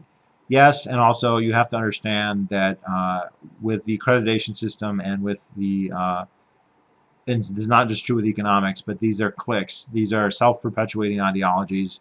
They systematically discriminate against people who don't agree with them. Some of them will even acknowledge this. Again, I've told this story before, but I dated guys who were taught at Harvard, and they were quite explicit that even if somebody knew all the material, even if they did well on the tests and they were bright, if they did not have the right ideology, they would just not give. They would give them bad reviews, and they would tell anybody who asked about them, "Don't hire this person. Don't listen to this person. This person is the wrong type of person." And that tendency is very strong. Now, that's not to say every single professor everywhere does that or has that motivation, but it's certainly a commonality. And then it becomes a self-referential, self-fulfilling prophecy where they say, um, you're not taken seriously because you're not respected by the people that we have, that we selected to be the authority on this. So there's also like problems with Austrian economics, right? So it's not everything about it is cynically they don't believe. There's just probably people who honestly don't believe in it, or that uh, one thing Austrian economists have said is like, well, Austrian economics is kind of limited, and there's not a lot you can do with it. And if you want to make a name for yourself in academia, you can't say, well, Mises probably pretty much figured it out, so like that's it. Whereas if you do econometrics, you can be like, well, there's always more things that we can crunch the numbers on and make a name for ourselves. Very much academia is about finding some minuscule, narrow field within a larger field that you can then become the one expert on, because that's kind of like your best bet to getting tenure and to getting published. So, and yes, the state subsidy and wanting to aggrandize and please the state, and uh, that's a big tit to suck on. So,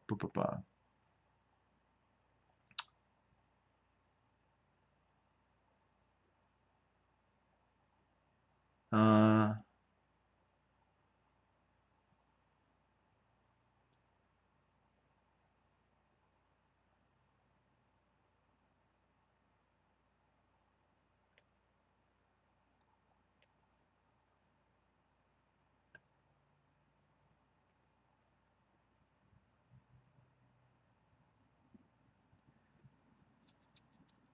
Intuitionism, not institutionalism.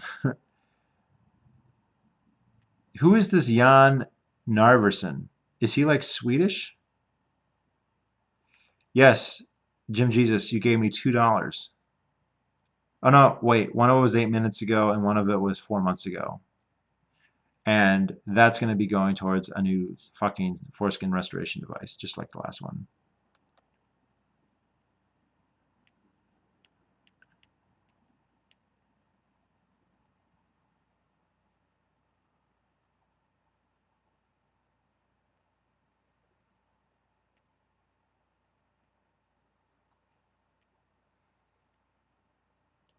What are your thoughts on the historical reconquest of Spain? I'm not, well, first of all, I'm not an expert on the Reconquista. Like you say here, it's 7 centuries.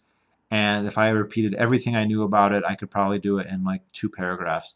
So I don't know very much about it. It is interesting that it took the Mohammedans like one generation to conquer the Iberian Peninsula, and it took the Castilians and the Aragonese 7 centuries. Blah, blah, blah.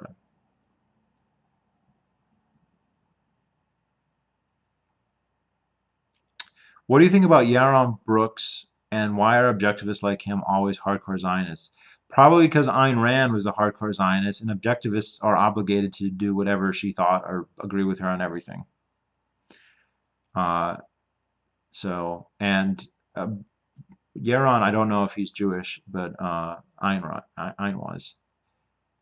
But Jan is Canadian. He has some lectures on YouGoob. I assume that's YouTube. Was very famous utilitarian, but then became a contractarian. Uh, yeah, I'd have to look into his stuff. I've never heard of him or read any of his stuff.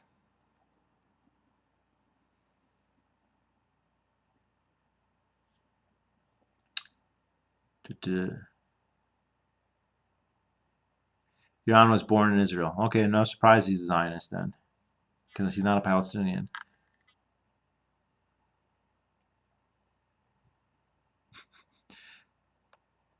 Do objectivists fix their cats, or do they let them have that pleasure because Rand said so? So I haven't read enough Rand to get that reference. This sounds kind of gross. I mean, she really hated. There's talk of her like bombing Iranians, and that they're not really humans, and fucking Leonard Peikoff. There's a ridiculous interview where Leonard Peikoff is getting interviewed by Bill O'Reilly, and Peikoff makes Bill O'Reilly look like Ron Paul. Like he's like, they're not humans, and we should just vaporize all of them and blah blah. And it's just the most blood curdling. And I don't know because you can read a lot of the objectivist stuff and like, oh, this is so humanitarian and so like progressive, and then it'd be like, no, these people are subhumans and they should all be killed. Thoughts on Trump causing a Holocaust? Stephen, you should have come on. I talked about this already. You'll have to go back and watch.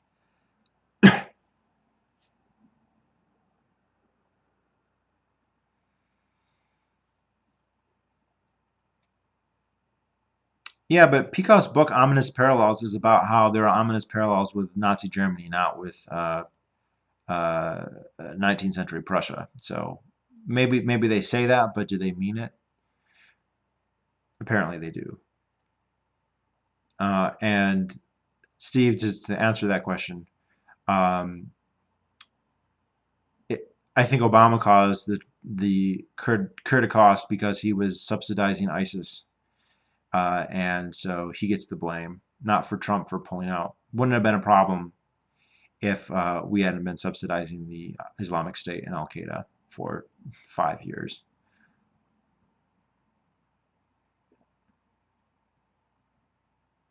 Could also make the argument that Turkey being in NATO is part of the problem too.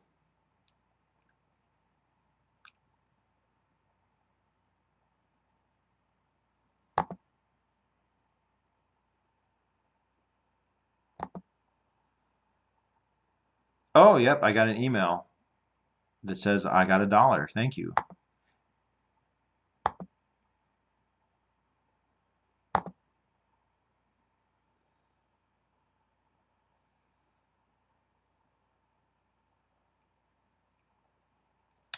So Zionism makes a lot of people crazy. There's a lot of people. I know anarcho-capitalists who are Zionists, right? Like anarcho-capitalists who are completely, uh, against war, against taxes, against all that stuff, and then they have the most benign, absurd, delusional view of Zionism.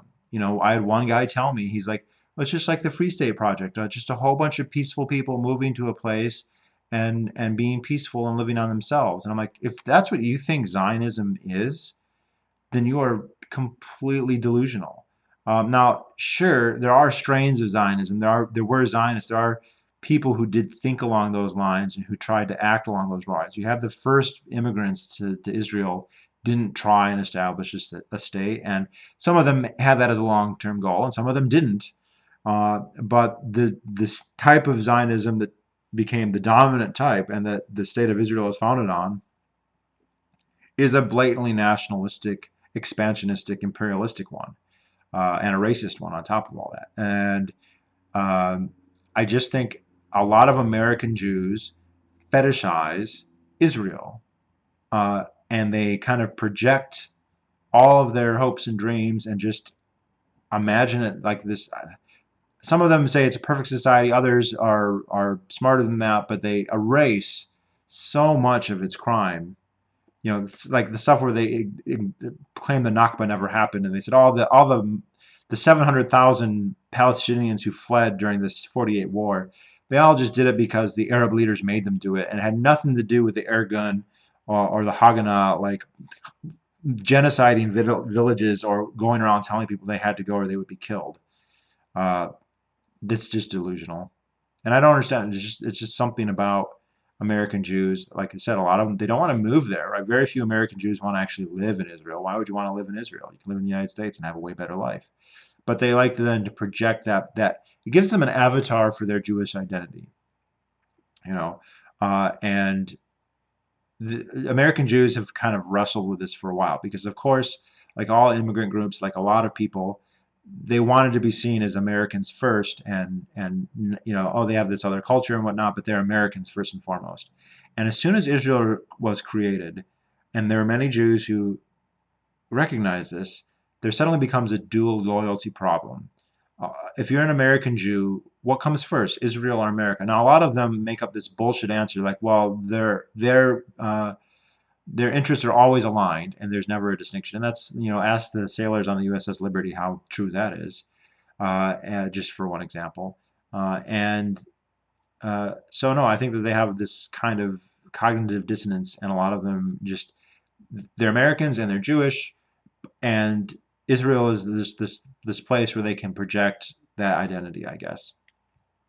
I guess it would be kind of like if there was an ostensibly anarcho-capitalist society out there. Say Liberland really took hold, and there are a couple million people who live there, and there might be a lot of American libertarians who just imagine that it was perfect in all these ways and overlooked its abuses. And I think you get that a lot with American Jews, but not entirely, because there's obviously American Jews who are huge critics of Israel, both from the left and from the right. And the Torah Jews Against Zionism is based in Brooklyn, and then you get a lot of these left wing. The guy who wrote Goliath, life living in the greater Israel, right? So there's a lot of left wing Jews who fucking hate Zionism too. So, blah, blah, blah, blah. Oh no, I started to talk too long, and now I'm way behind. Do, do, do, do, do.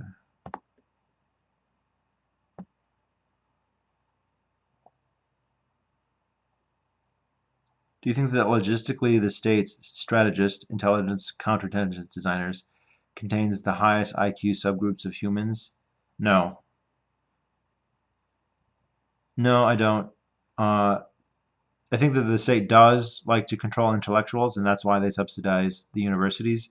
But I don't think the universities are getting the top IQ people necessarily. They're getting all the midwits. Uh, and also, like the top IQ people, they might be in the universities, but not everyone in the university is in the thrall of the state either. Their level of control is not that direct.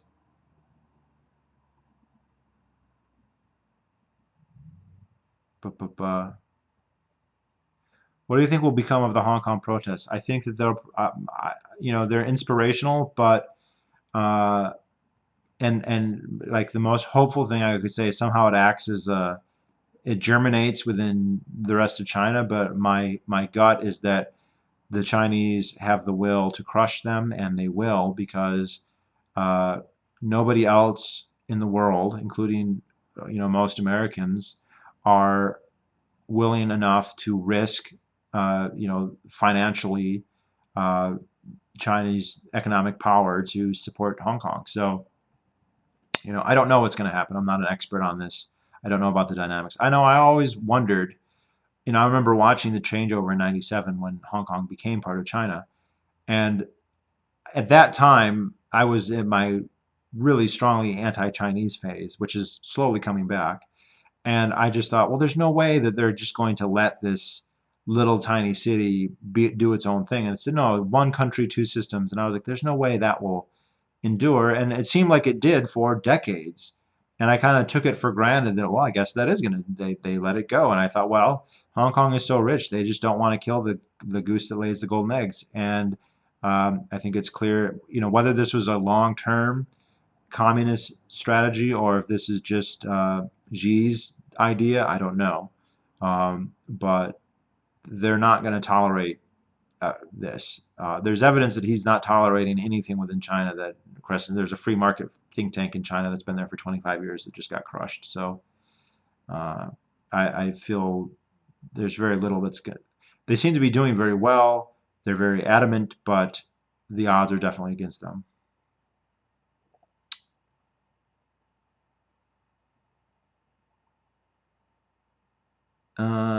You talking about Michael Malice? He's an anarchist and a Zionist. I'm not talking about Michael Malice. I'm talking about people I know personally. I just I think that the anarchist Zionists are delusional about Zionism anyway. Not maybe not about everything or about everything else, but about that. Yeah, I mean, I had a friend, and again, I respect him, and he's a sincere anarcho-capitalist and a smart guy and a well-read guy.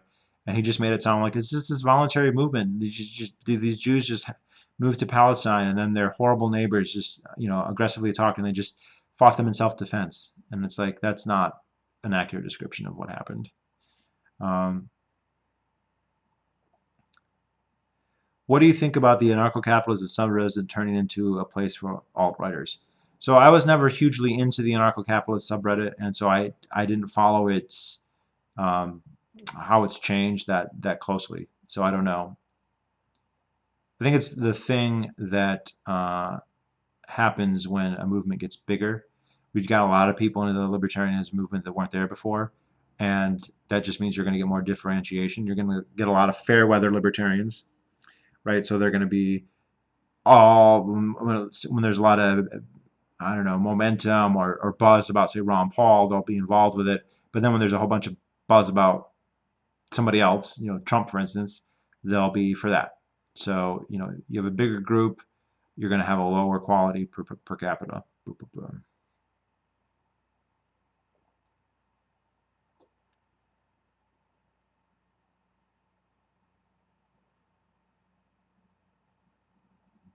I just saw conquistadors apologize on the ANCAP subreddit yesterday. Conquistadors can't be criticized because they are a product of their time.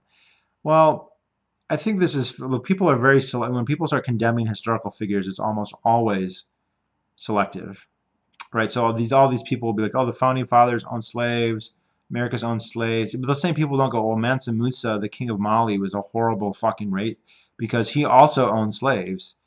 Uh, and oh, he was so wealthy. He wasn't wealthy because he fucking invented Walmart. He was wealthy because he was a king and he taxed his people and he engaged in wars and blah blah blah. So it's always selective, and I guess there you can either take a relativist view, or you can take an absolutist view where you say, well, this is the perfect understanding of morality that we have now, and everyone will be judged against that. In which case, everybody fails. Muhammad fails, Jesus fails, Caesar fails, Alexander the Great fails, Aristotle, Plato, fucking Buddha, everybody, they all fail. And okay, that's intellectually honest, but I think most people are just being really selective in it. The conquistadors, it depends which one you're talking about, because some of them could make plausible claims to being freedom fighters. Like the reason Cortez did so well is because the Aztecs were hated and loathed by the people that they had been oppressing for 100 years. And if they hadn't been so bloodthirsty and tyrannical, it would have been much more difficult for him to do what he said. I think Pizarro is a little more obvious of a case, but you have to take it on a case by case basis.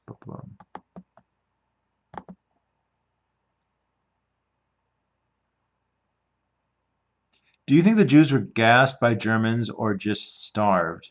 I'm not sure what to believe. Gassing seems like an insufficient Rube Goldberg way of going about genocide. So you should be able to talk about this topic and without having to be bad, because ethically speaking, there is no difference in my opinion between starving someone to death in a death camp and gassing them to death. That's mass murder either ways, and the punishment, there's no like this type of mass homicide is worse than this type. And I'm not clear why there's such a moral cry against somebody who will admit the Holocaust and admit the murders and just question how it was done. I don't know why that would be a problem.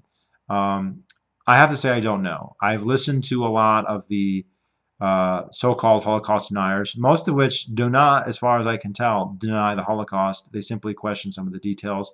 And there are some interesting details. A lot of the facilities that people look at or go visit were built after the war. A lot of it is based on Soviet testimony or prisoners captured by the Soviets, and you really just cannot trust anything. You can't trust what the Allies said either. If like the Americans and the British lied their teeth off as well, but the Soviets were much worse.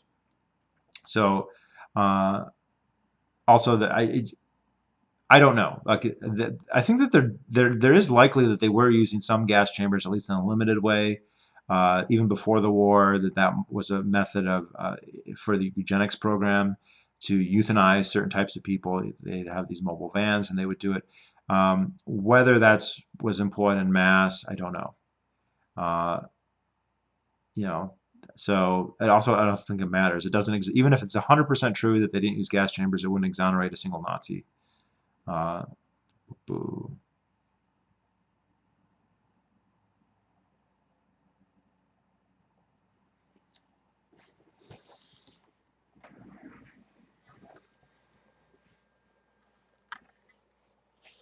The only good thing that came out of the alt-right was that it made Zionist critics squirm when they try to disagree with white homeland, yet support a Jewish homeland.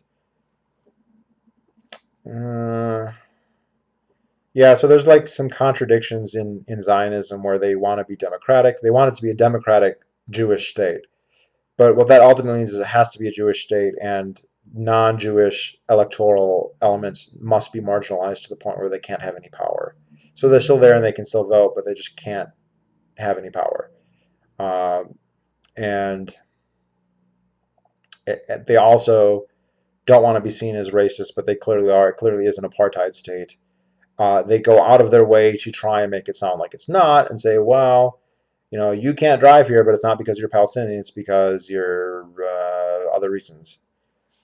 But it's pretty blatant.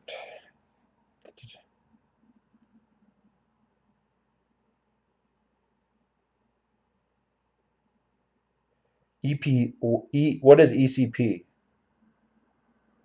What do you think of the smooth brains over at Center for a Stateless Society who think the ECP applies to all firms because, economic calculation problem, because of organizational hierarchy? So I actually think they have a point. I do think that there's a point to that.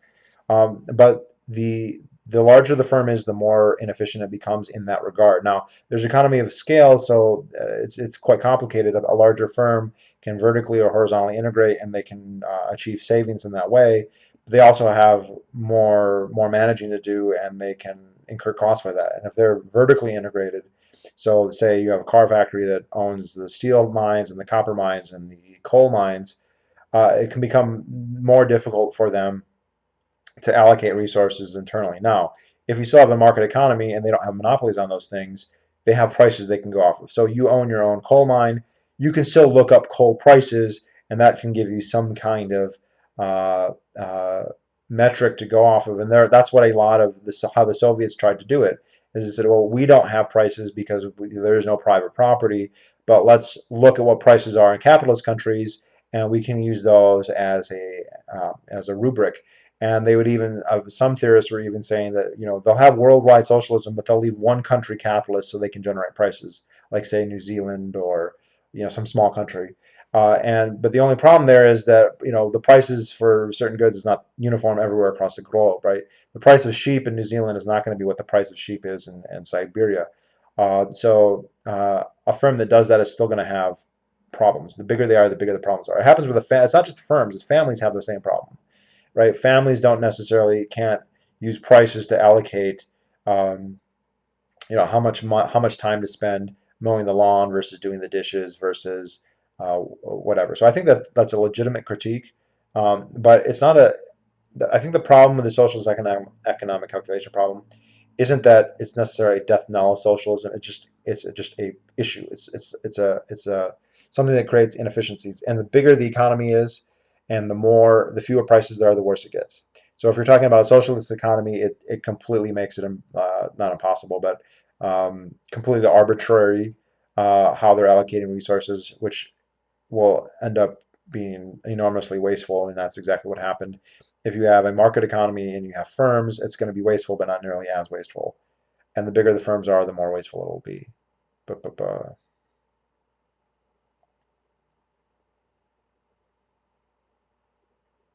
Zion is an amazing park. It's right next to Bryce and Arches too.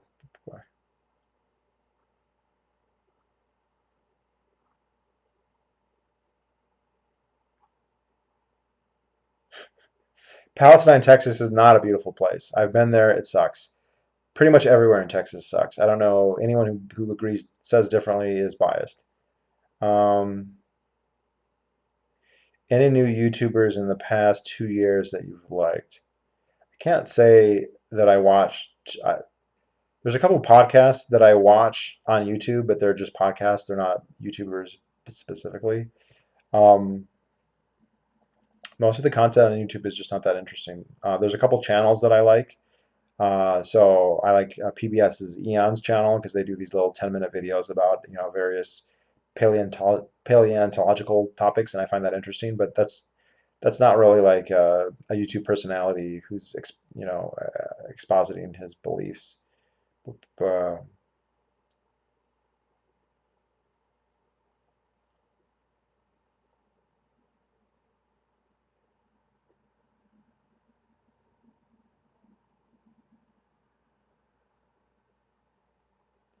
it's easier to keep a baby from dying all the way to adulthood than ever. What do you think about having lots of children and raising them ANCAP and tell them to do that instead of convincing people? I have no problem with that. It sounds like a viable strategy.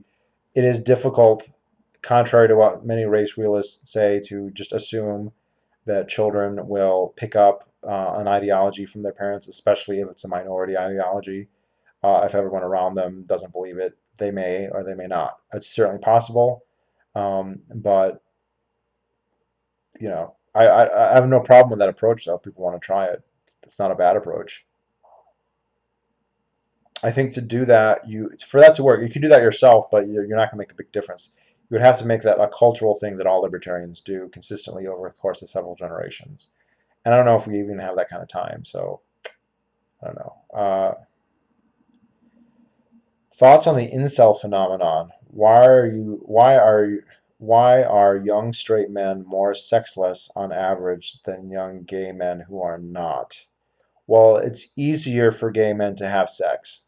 Gay men can have sex on demand as soon as they want. Uh, it's very easy. In fact, you kind of have to go out of your way to avoid having sex, and I just think that it's very difficult for straight men to be anywhere near as sexually active. They don't have as many partners. There's exceptions here. There are obviously gay men who are not that active, and there are probably straight men or straight women who are a little bit easier. But I think it's just totally different in terms of the logistics involved. Um, I mean, when a gay teenager who gets a smartphone has access to as much sex as he wants, and they do that all the time. I could pull out my phone right now and have, guys in high school who want to have sex. And even if I say no, other people won't. And I don't think that straight people have anything even remotely like that.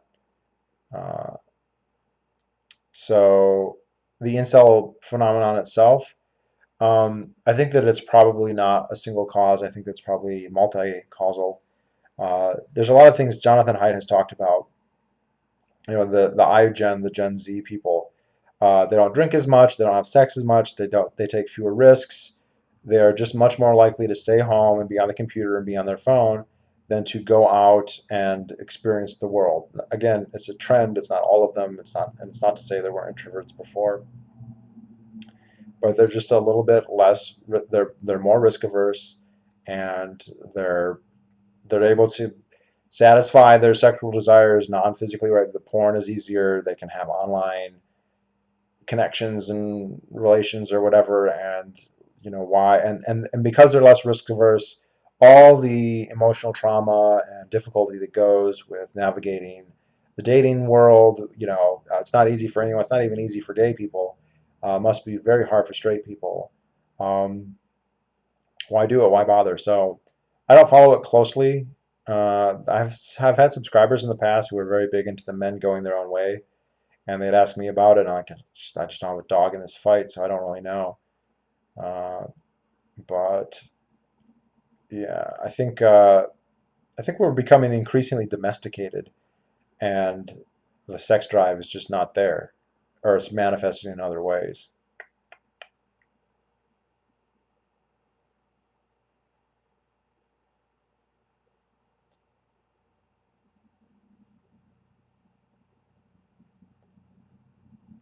I mean, the ECP is a big problem for socialism. Socialism has a huge incentive problem, and it has the ECP problem. It also has the whole, you're going to have a central plan for everybody.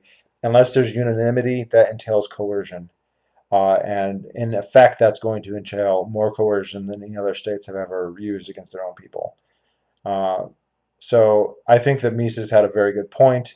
It's a very cogent point. I don't think it's necessarily, as you're pointing out, exclusive to socialism. It's to anything, any kind of conglomeration of resources that are not organized based on market exchange. And so that's your private property, right? You could end up, I have a bookshelf of books that are just sitting there, they're taking up space, and I'm not calculating how much is that coming out of my rent, and blah blah blah, and optimizing that. So, and there's no way for me to do that because I can look up how much I paid for those books, but that's not how much they cost now, and that's not how much my phone bill or whatever. So, but the bigger the firm is, the bigger a problem it is. Uh, so, Austin was nice when I visited. Oh, I'm sorry. Did you like the millions of bats?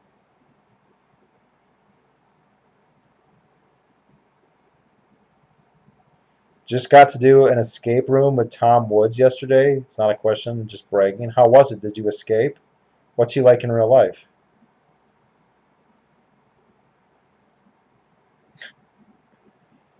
Israel Kirzner gets a bad rap. Well, if you read enough Rothbard, he definitely has a bad rap because Rothbard does not like him very much.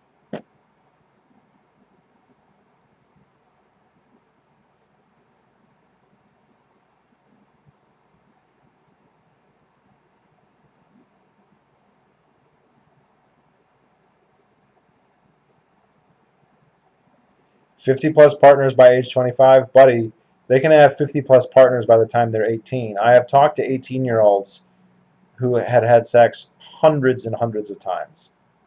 Hundreds. Very possible. Easy. Easy.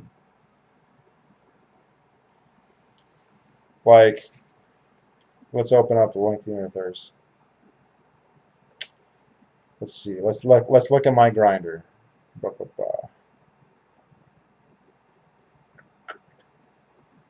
So, Lengthy Earther is not the most desirable gay man in the world. I'm a little bit past my prime, 36. That's not like the top age category for most guys. And let's see, I'm looking at Grindr.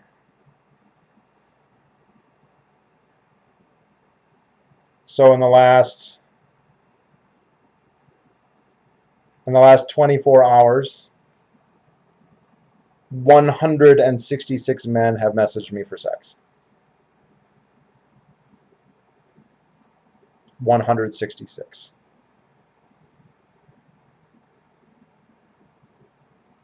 That's a lot. And if I was 18, it would be 5 times that many. So it's and that's in an unpopulated area too. I was in Seattle for a little bit of that, but most of that I've been out in the sticks. Uh, if you lived in New York City or in Boston, that's times 10. So uh, it's completely different. I do think it is interesting if you talk to like a gay guy in high school.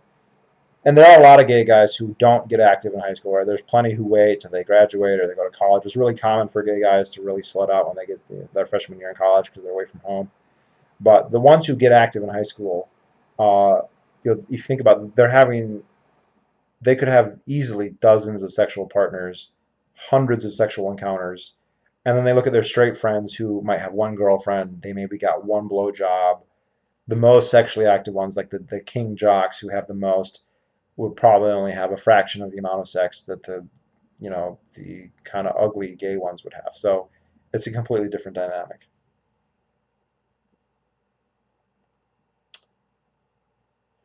I live right outside Boston. There's a ton of gay guys in Boston. All those colleges, man. There's 23 colleges in Boston. They're all thirsty. How do gay guys know if the other guy is a top or a bottom? Does it matter? Yes, it does matter. Some guys are verse, and it depends what guys are looking for. Like if you just want to go out to coffee with somebody, it doesn't really matter. Uh, on most of the dating apps, you can list what you are. You don't have to, but most people do. And also, there's other little clues. So bottoms will very often have pictures where they are presenting their butt in one way or another. And that's a pretty good indicator. Or if you ask somebody to send you pictures and they send you pictures of their ass, they're a bottom, most likely. Um, there's even things like if you go to a bathhouse, if you are bottom, you'll lay on your stomach so your ass is exposed, or you'll be in a swing. Um, and the other little interesting thing I think a lot of people find fascinating is bottoms seem to outnumber tops by about 2 to 1. But there are more there are a lot more bottoms than there are tops. Don't know why that is. Don't know if it's scientifically proven, but everywhere you go, that's what everybody says, and that seems to be the case.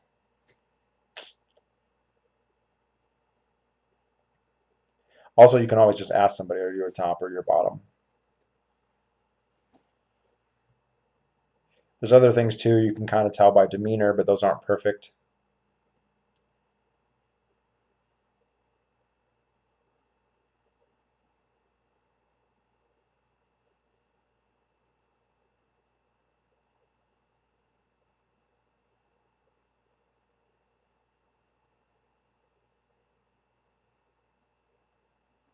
Uh,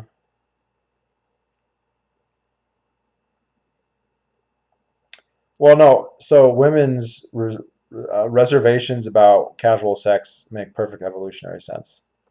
Given what can happen if they get pregnant, that makes sense for them to be more restrictive, and they want to have the best genes, and so you don't just mess around. It's just totally different. It makes perfect sense. So I'm not criticizing women for being picky. That's fine. It's just really frustrating for men. Maybe men should become more bisexual so they can, you know, blow some steam off when they need to, and then, they won't be so fucking desperate. And I don't know. What do you think the dumb bimbo blonde American trope is based on? Envy, resentment? Looking from the outside, Costa Rica, this isn't a theme I find elsewhere about blonde women. Do you think it's true? I don't know. No idea. Afraid of A's, no disrespect intended. It's definitely a risk. It's definitely a risk. Chances of getting it are not super great if you're careful. But yes, it's definitely a risk, and I've definitely thought about it. I don't think any gay man has not thought about it. And I also find it really, really kind of bad when people, fail to know that they're correlated. That, um, not whatever 80% of the AIDS problem in the United States is associated with men who have sex with men. I don't know why they don't like to say gay. They say men who like to have sex with men. Or we're talking about, like, say, the circumcision studies they did in Africa. If you ain't gay, they don't mean shit, man. Those studies did not study men who have sex with men. Being circumcised is not going to protect you from getting HIV, because if you're a bottom, you're taking it up your ass. And whether you have a foreskin or not is not going to help. It's not going to do anything. And I just read there were a whole bunch of articles because the CDC said that not HIV, but the other diseases, I think chlamydia, gonorrhea, and syphilis were getting really common. And the article only once mentioned gay men, and I thought that was ridiculous because I know chlamydia apparently is pretty common, but I know that like I think it's 80. I could be wrong about this, but like 80% of the new syphilis cases were among men who have sex with men, among gay men. And the article didn't mention it's like they don't want to acknowledge it, and that's just not right. They should acknowledge that. When you have a group that's just having that much more sex with that many more partners, it just makes sense that they'd have more diseases. So, I've had to deal with my fair share. It just goes with the territory, man. Uh, do gay men generally think negatively about straight men? I was having a conversation with my gay buddy the other day. No, if anything, gay men fetishize and laud straight men. Um, it's one of the most common sexual preferences that a gay man has is that the other man be, quote, masculine. Uh, the feminine gay is not the most desirable form of gay. I mean, there are definitely guys who like that. There are guys who like femme guys, but most men will say they like men and they want people to be men.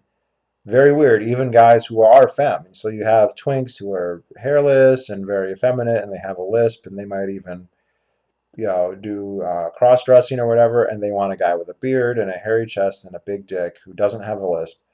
And it's so much of a, I want to say it's a problem, but it's such a prominent feature of gay culture that the more woke elements of gay culture kind of lament this and they say, don't femme shame, don't say mask for mask. And I've talked about this guy repeatedly, but the Harvard professor I met, the same one who said that he blacklisted people who didn't agree with him.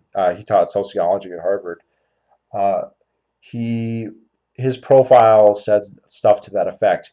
Don't say mask for mask. Don't femme shame. If you say you only like mask, don't talk to me. You have internalized homophobia, and that's misogynistic, and that's the patriarchy. And so this is his public persona, right? This is what he has on his public profile. And then he messages me, and what does he say in his message? I love your beard. I love your hairy chest. I love. Oh, he's also saying you can't have racial preferences, right? He's like, if you have racial preferences, don't talk to me. What does he tell me? I love your blue eyes. He wants to meet me. Oh my God, you're so hot. And then I meet him, and I was like, how many like twink? Do you ever meet twinks? He's like, no, I'm not really into twinks. I'm like, do you ever meet black guys? Do you ever like send a message to a black guy asking to meet him? He's like, well, no. And I was like, okay, so you have a racial preference and you have a mask preference, and you're just being a hypocrite about it. Sure, someone's going to point out here that like sometimes the most feminist, anti-male, anti-fight the patriarchy women are like invariably going to be total, slave sluts to some man, and that is a cliche in the gay community as well.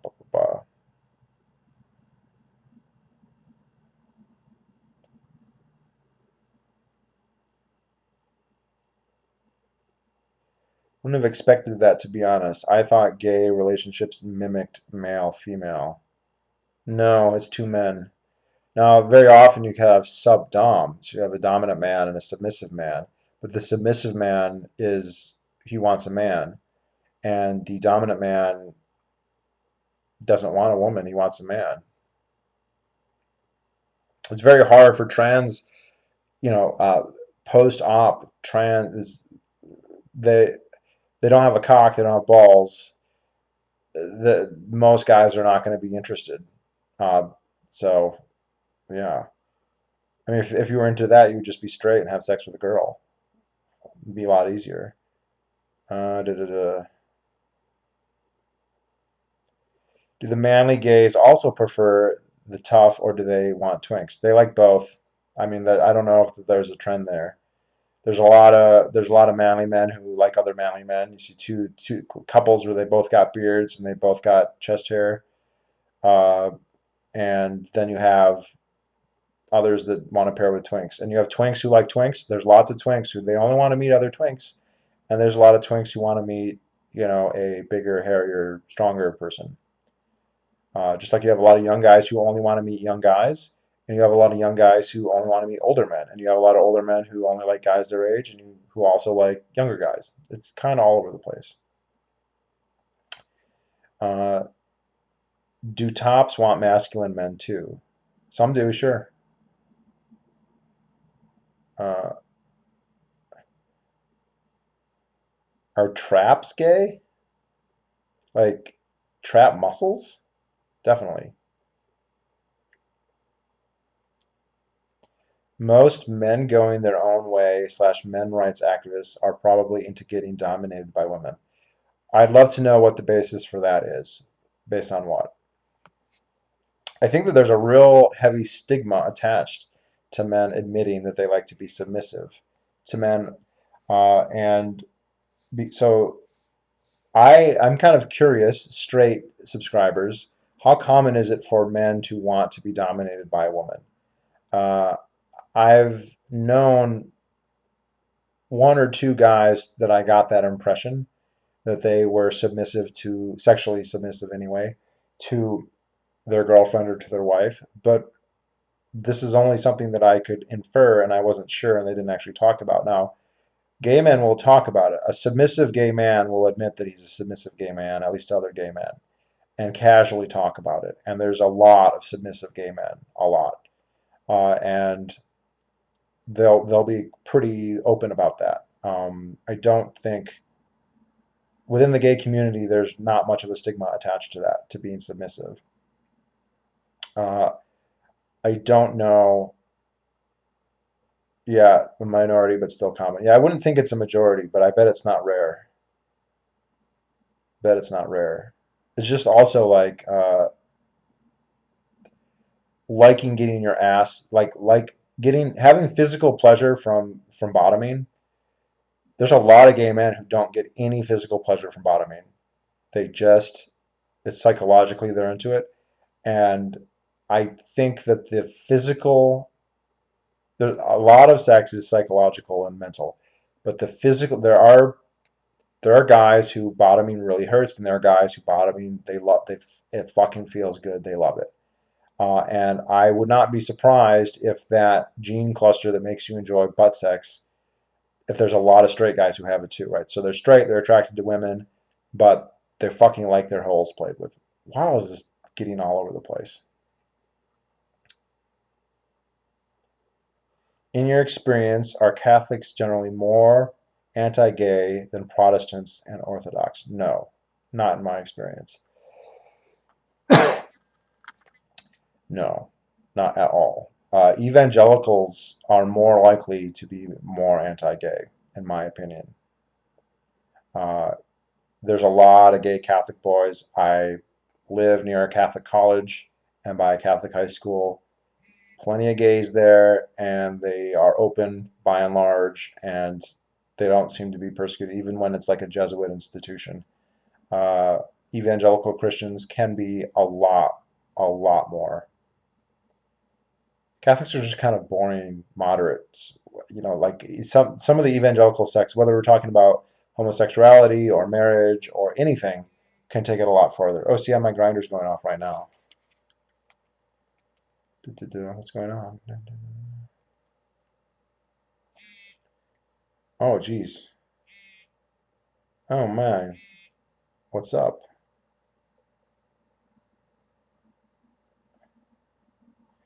I mean, so like I'm getting messages, and like some of these messages, people are just they're not saying hi, they're just sending a picture of their ass. So it's a good guess that that person's the bottom.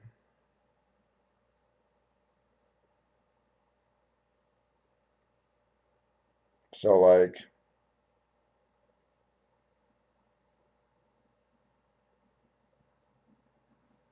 I'm not gonna read that online. Holy shit. Yeah, this is some naughty shit.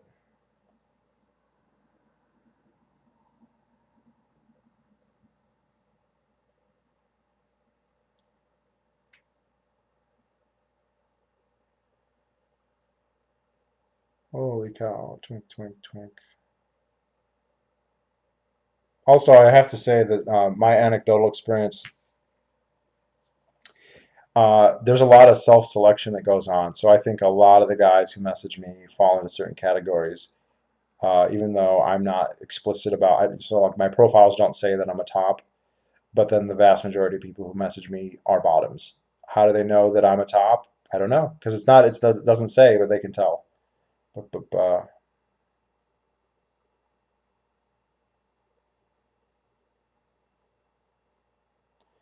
trap is straight slang for a pre-op male to female that either passes or are close to passing as women. Oh. Hmm. Wait, so it's the question, are they gay? Are they men? I don't know. Oh, hi.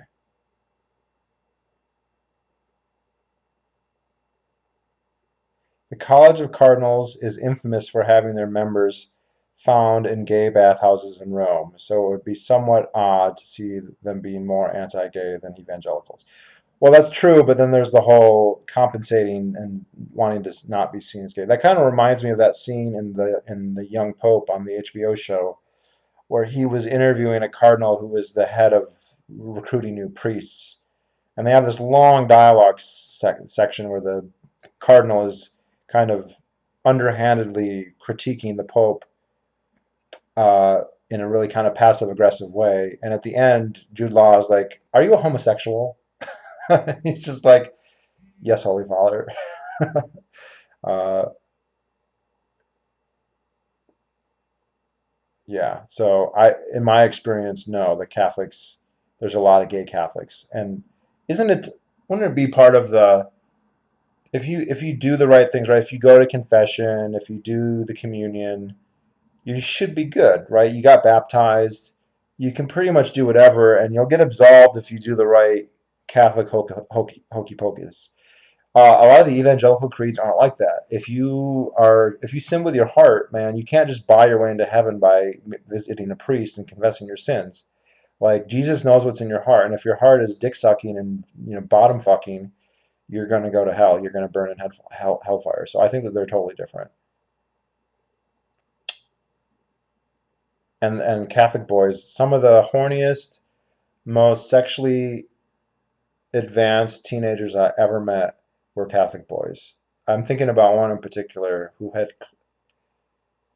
I mean, I was 35 and he was 17, and he had considerably more sexual experience than I did by a lot. And he was in Catholic school and he was out and nobody cared. So yeah, and the guys I know who go to Catholic college, they don't get anything. And whether it's Loyola or Notre Dame or St. Anselm or any of these places, doesn't matter. I mean, I remember asking one of the first guys I met in New Hampshire, cute little ginger twink from Massachusetts, a Democrat, uh, and he was we met, and when we met I said, well, let's just go on a date and let's talk. I'm not all about like let's just have sex right now. Let's get to know each other and see how it goes, maybe make out. And we're walking around at night in public, just having a casual conversation, and we actually talking about politics because he's kind of a liberal, and we ended up in a soccer field, and we started making out, and I thought, oh, this is nice, we're making out, this will be fun. And within like 30 seconds, he just strips completely naked. And but bear in mind, we're in a soccer field outside in a public park. He's completely naked, jumps on my lap, is grinding his ass onto my. I'm wearing clothes. I'm not. So I was like, I'm not getting naked, man. A cop's gonna pull up. I'm not gonna be indecently exposed. And he's like, fuck me raw. He's like, he just met me, and he's begging to take raw cock in his ass. And after about 5 minutes, he suddenly like snapped and put his clothes on. And then he was like in regret. It was like he was in shock. And I was like, it's fine here. Like, get dressed. Everything's fine. And then he's like, this always happens. I always feel like regret and shame. And I was like, oh, all right, that's, but it's fine. It's fine. No big deal. So we get dressed, and I was like, so you go to a Catholic school, but I know that a lot of people, they're from a Catholic family, they go to a Catholic school, but they're not really theologically, doctrinally, Catholic in their heart. I said, so you're Catholic, but are you like Catholic Catholic, where you like believe in the liturgy and all that? And he's like, I'm Catholic Catholic. Like, I'm a real Catholic Catholic. And I was like, so how do you reconcile that with being gay? And he's like, oh, I'm not gay. I'm like, whoa, you were just begging for raw cock from a stranger. And he's like, yeah, but I could imagine myself with a woman. I'm like, yeah, and I can imagine myself with a dragon. That doesn't make me a Targaryen. But he rationalized it in his mind that well. But by the time he finished college, he was out. He's in the army now, by the way, so defending America, blah blah blah. But and one of the other ones, he became a state trooper, and like that guy was the most submissive slave slut I ever met. Oh, they were roommates too, by the way. And fuck, one went to become a state trooper, and one became a fucking army officer, and I just felt like I completely failed in my influence over them. It was really sad. Where am I? What am I? Whoa, I'm way behind here. Sorry, guys. Let me get caught up.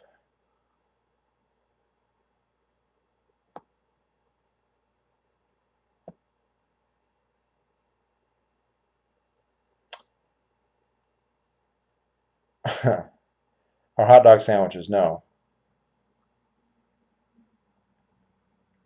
Do you think that the crime rate among evangelicals would be higher than among Catholics? I see the tendency towards physical aggression. I think this depends on the type of crime. I think it might vary. Uh, I feel like Catholics can just do whatever they want and then confess and they'll be fine. And I don't think evangelicals feel that way. But then that could also make them more criminal, right? Because you're all stressed out and you think you're going to go to hell anyway. And so you're like, oh, I'm doomed, right? Calvinist, there's an elect, I'm not going to make it, or I am going to make it. So, it doesn't really matter. I don't know. You'd have to study it.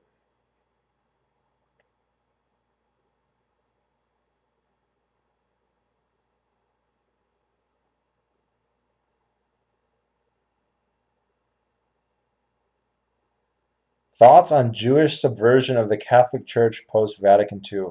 Well, I'm not familiar with any specific Jewish subversion other than just Jews have a lot of influence, broadly speaking, intellectually, right, like in academia and in the media. And then I'm sure some of that has an effect on Catholic theologians and Catholic thinking. But I think that's indirect. I don't think that there is a concerted Jewish conspiracy to undermine Catholicism. Uh, Former hardcore Catholic, homosexuality is extremely put down in very traditional Catholic institutions. Those are the minority, however. Most Catholics don't care much about Catholic tradition. Yeah, that's true with most religious people. It is primarily like a social traditional thing, and the theology is just not very strong. And the parts of my family that are religious they're Methodists, and they go to church all the time, and that's their social circles, and they pray. At least socially, I don't know if they pray privately. I think that they do, but I'm not positive. But a huge element, even though I do think there is some genuine belief there, a huge part of that is just social and tradition and how you do, and that's your peer group, and they're not going into the Bible and scrutinizing it and changing their life based on their interpretation of what they read. They just kind of have their conservative views, or the traditional views that they've accepted, And when they're whatever when they have revelations, like when they do change their mind about something, which many of them have changed their minds about gay marriage, for instance, they change their mind based on totally secular considerations or cultural considerations. And if they really are bothered by it, they can read it into the book. The book has become this almost infinitely malleable document that you can reach any conclusion you want to, because it's got all this allegorical writing in it that's not literal. So, and you could say that's a benefit to Christianity, or you could say it makes it less appealing because it's not as clear.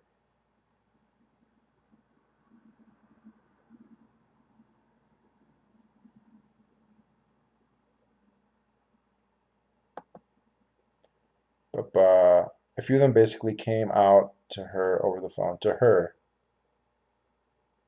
Who is her?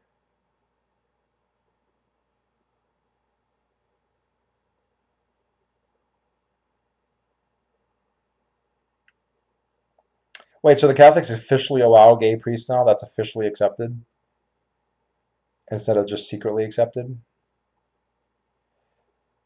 I think the problem is not that they allow gay priests, it's that they want them to be celibate. I think that's where most of their problems are coming from.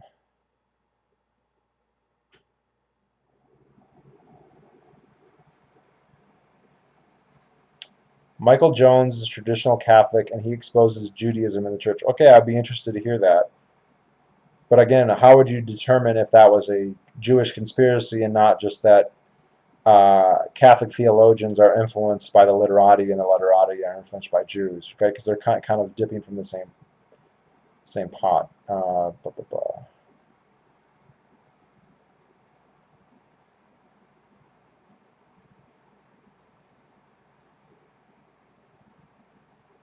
Jews more or less gay than Christians.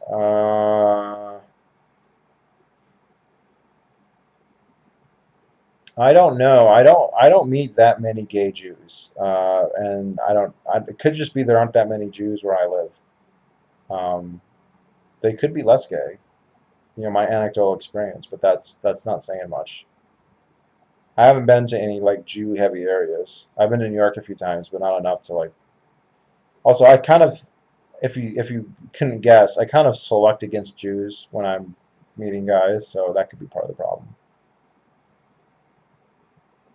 No points for anybody who can guess why that is. Uh, at, it is so Orthodox Jews are I think are pretty strongly anti-gay, but most Jews are not Orthodox. Most Jews are secular. However, they still kind of take a lot of the same kind of cultural things that and preferences that the Orthodox have. So it could be that while they might officially say, "Oh yes, we're," it's kind of similar to a lot of liberals who are like, "Yeah, divorce and blah blah blah," but then they are monogamous and they're married and they raise their kids in kind of a conservative way. It wouldn't be surprised me if Jews were kind of similar to that. Any restoration progress? Yes, I'm making restoration progress. It's very slow, but even in the last month, I started noticing changes, and it's just very slow. It just takes a long time. I talked to a gay doctor friend of mine in the UK who is he's intact, but he is interested in restoration. He gave me some pointers on approaches, so I now go for long periods of low tension. So I wear a device almost all day and all night now, and at a very low tension, at a comfortable tension, and it's I think it's having an effect, but it's a very slow process and it takes a long time, especially for me. Um, the Jewish revolutionary spirit and its impact on the world's history. There's also the culture of critique and the tribe, and much has been written on the Jews. And look, there's something about the Jews, like their disproportionate effect. And I'm not saying this in a cynical way. There's something about their culture or their genetics or their combination of both that they're hitting way above their weight in terms of influence. But then that doesn't mean that it's coordinated or that it's a conspiracy or that there's a secret Jewish organization or any of that. Not to say that those aren't also possible, but yeah. You just skipped over one of my comments. You probably. Oh, well, what was it? Let me go back. I don't want to skip over your comment. Sorry. Sorry, Ivan. Let me scroll back. How does this work?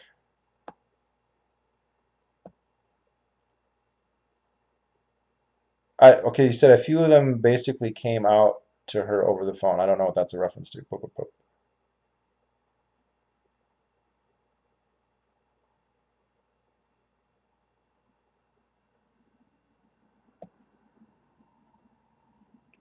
Are you referring to unless you think there's something to the idea that people lashing out against whatever it is that they secretly are? I think there is something to that, but I think that I don't know if it's consistent though. Are you talking about the bathhouses in Rome? Well, I haven't been to Rome yet, so I can't speak to this. The College of Cardinals is infamous for having their members found in gay bathhouses in Rome.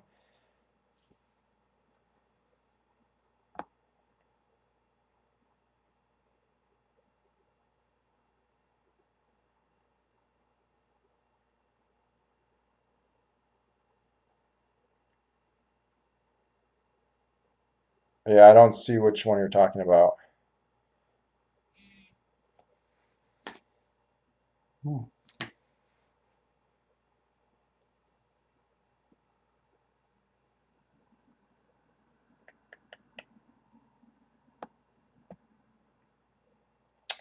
When I get back, again, for those who are just joining, I have another.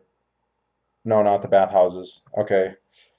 I've only been to bathhouses in New York and London, not to Rome yet. So, and I did not meet any cardinals at them.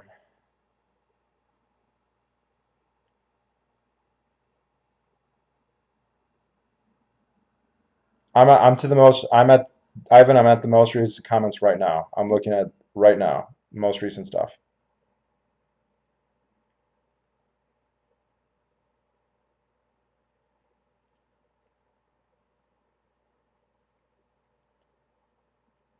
Waiting, waiting, waiting.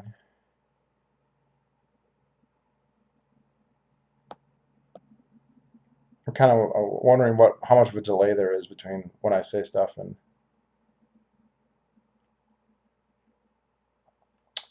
why are there so many gays in the alt-right? Is that even true that there are? I don't think I've ever met an alt-right gay guy.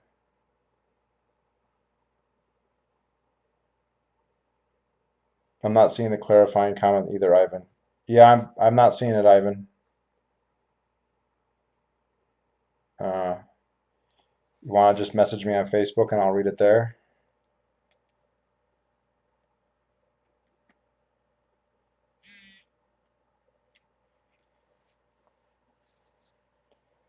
Ryan Falk? What about him? He's gay. Uh,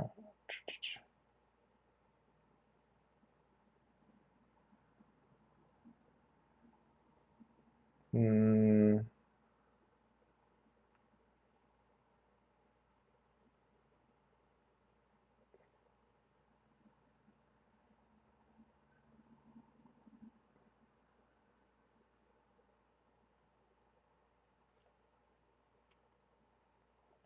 Ryan Falk is gay and he's an alt-right leader. Okay, but that's one guy. That doesn't prove that the whole movement is that way.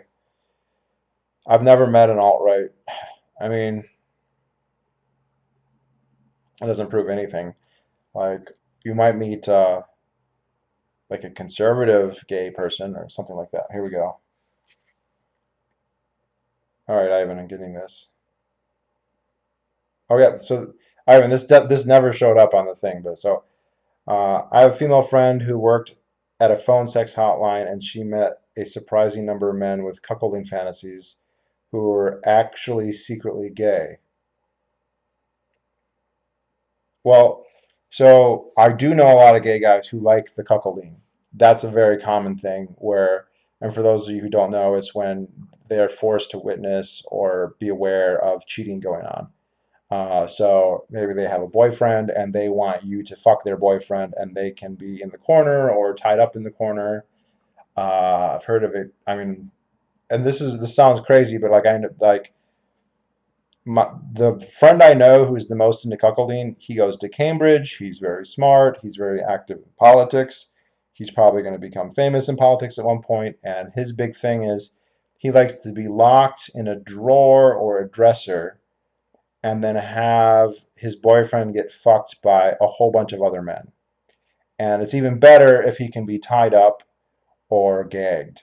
Uh, Other thing would be to tie him up in a corner, stuff like that. Very, very common.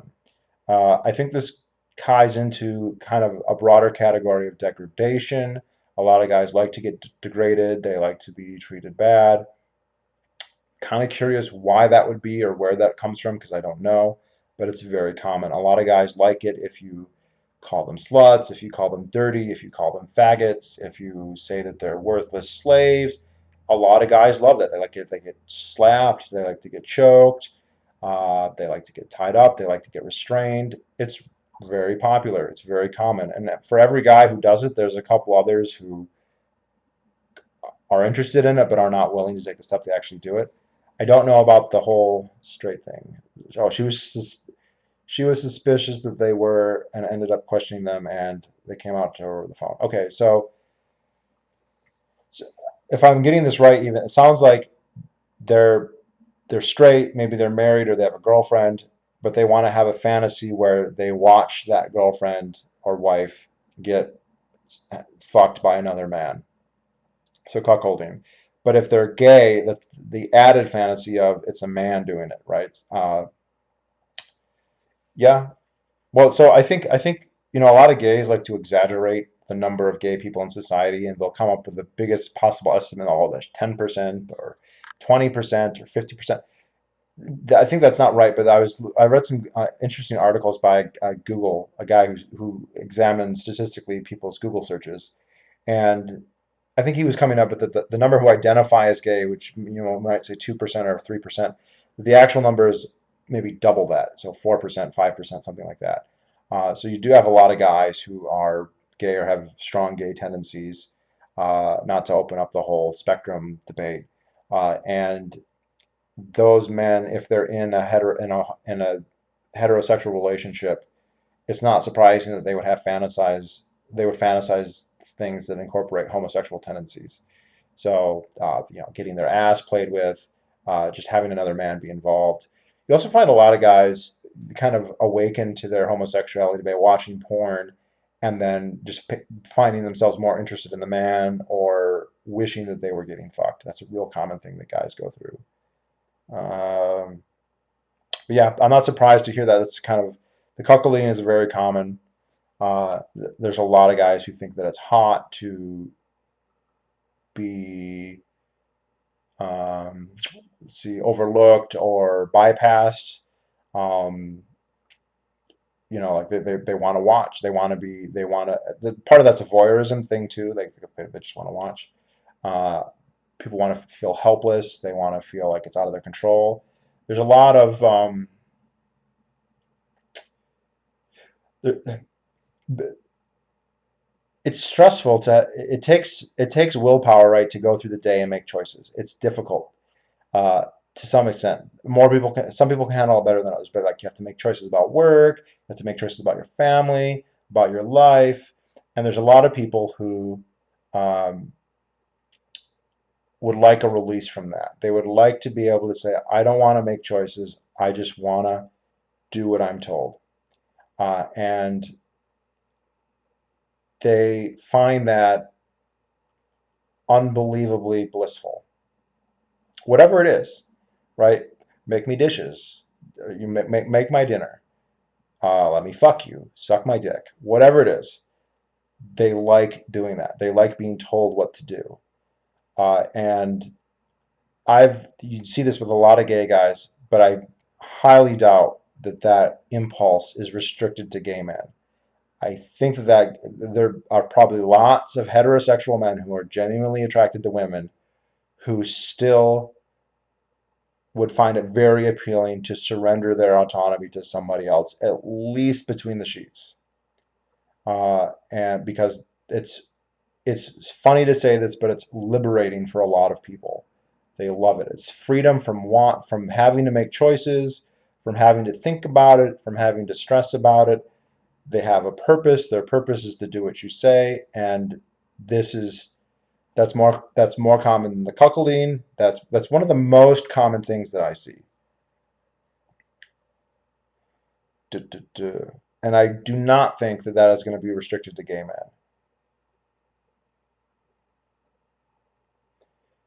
Let's see. Duh, duh, duh. I don't think it makes sense for the alt-right to have lots of gays, Catholics, etc.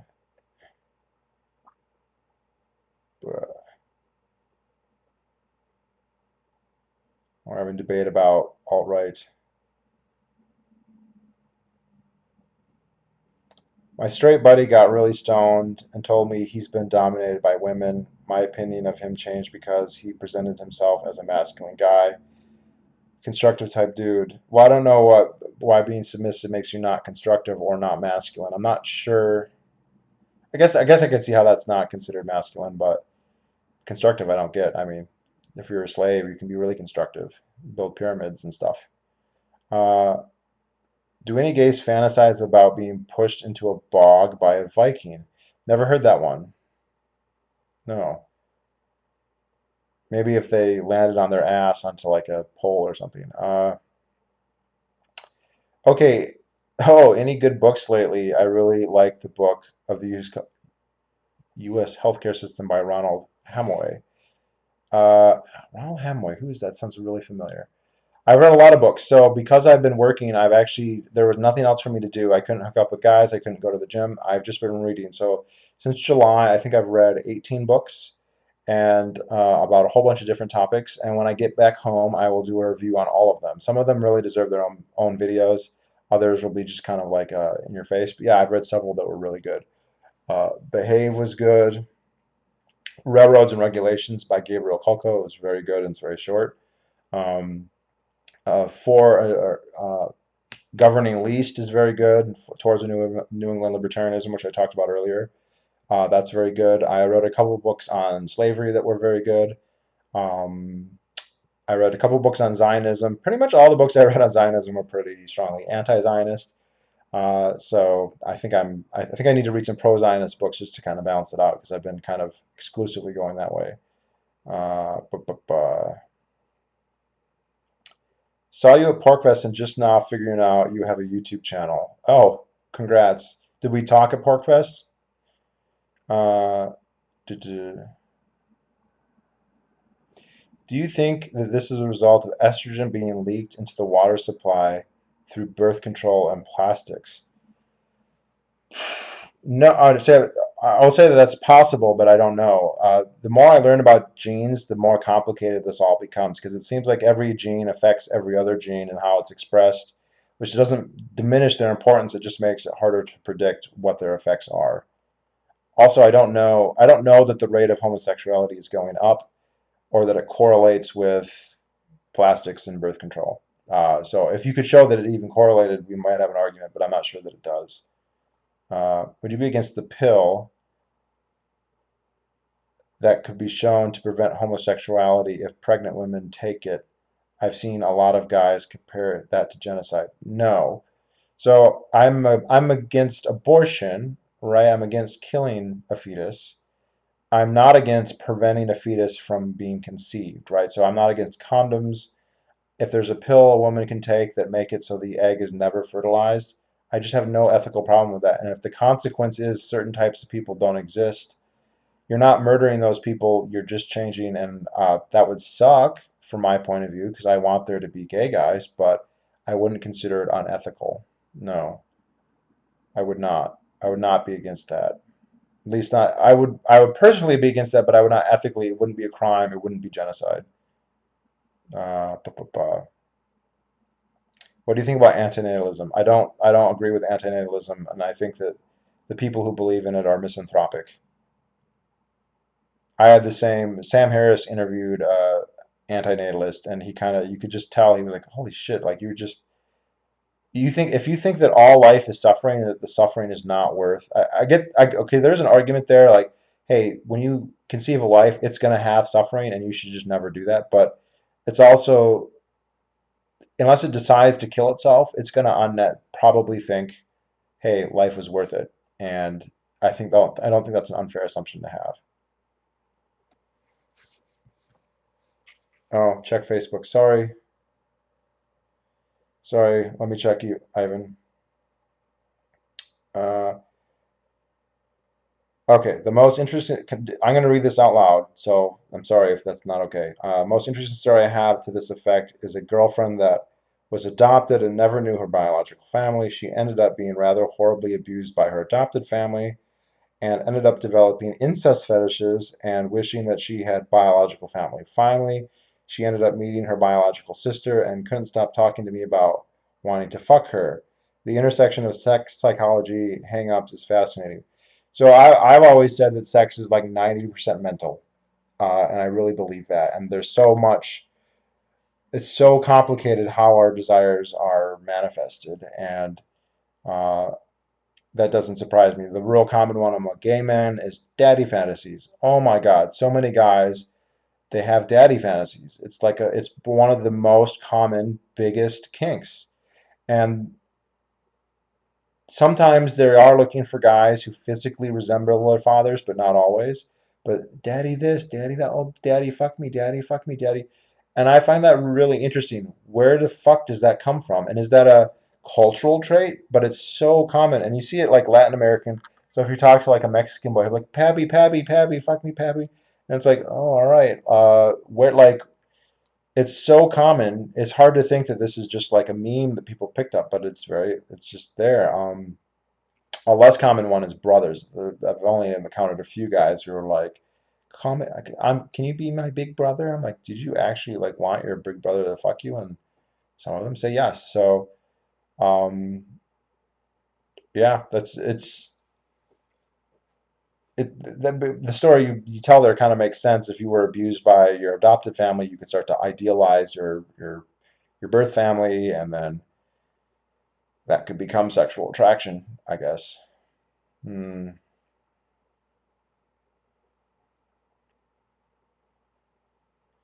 We talked at Porkfest. What did we talk about? I think you shook my hands. Are you gay? Yes.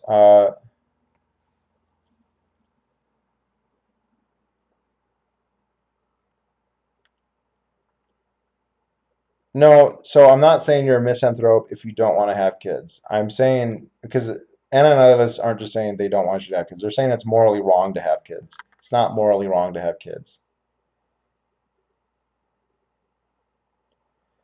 Was it hard to grow up being gay? Not particularly. I had a happy childhood, and it was a little confusing. Uh, I think there's um, and I'll check Facebook again just to see if Ivan's messaging. Um, there's something to be said. Gay guys learn early on that their urges are not reciprocated by most people, and so they develop an ability to censor themselves. And so you kind of so I knew very early that I was attracted to guys. I also knew very early that other guys in my family did not feel that way. That they didn't have those. And so even when you were like 4 and 5, you knew not to say what you were thinking about certain things. And that's really common among gay men. They know that even if they don't see, I didn't know the term gay or that it was called gay. I just knew that I had these thoughts, and I knew that I had enough theory of mind to know that the peer groups, the people that I knew, did not think the same thing, and that there was an area of discussion that they would find extremely awkward and troubling, and so you just never expressed it, and you were very careful to never even say anything that could imply that. Um, and but I don't. That wasn't like traumatic. Now it was a little bit later when you discovered the term gay. I think it was around fourth grade where I was like, oh, this is called being gay. And then I was like, well, maybe this is very common. But I was like, maybe this is just a fad, but it never went away. And you're sufficiently, and I had other guys, the guy that I met in Washington actually just asked me, well, he asked me years ago. Like if you could go back and not be gay, would you do it? And I was like, I don't think so because I've like my whole life I've been attracted to men and I want to spend time with men and I want to be with men and I don't know, like I can't think about not being that way. Like pretending to be into a girl just seems really weird to me. It seems very alien to me.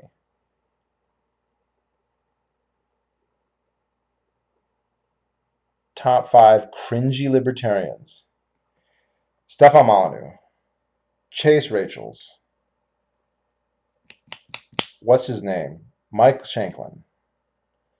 Uh, and I shouldn't say that because I have nothing personally against him, but I find him cringeworthy when he talks. Uh, who would be two other ones? Oh, Nick Sarwark, and uh, who would be number five? You know what? And I mean this as a term of endearment. Walter Block, just to put him in there. Glenn Beck is not a libertarian. He wouldn't even say that. And I don't think he's that cringeworthy, to be honest, even though he's wrong about a lot of stuff. D Moore, are you my roommate, D Moore? Let's see. Uh, have I ever done LSD? Nope, never. Best living libertarians or best libertarians, period?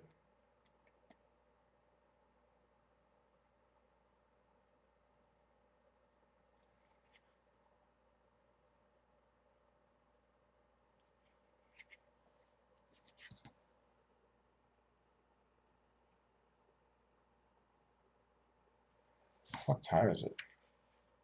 11:20. All right.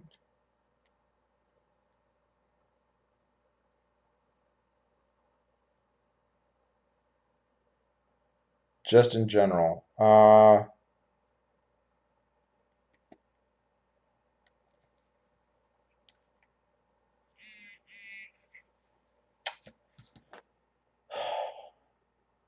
What's the actual uh, top five best libertarians? Rothbard, Ron Paul, Milton Friedman, uh,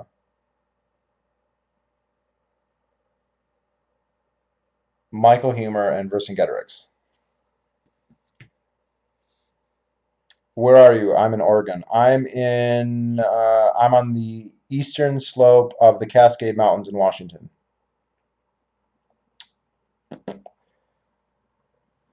What do you think about co-ed group shower saunas? Secret commie.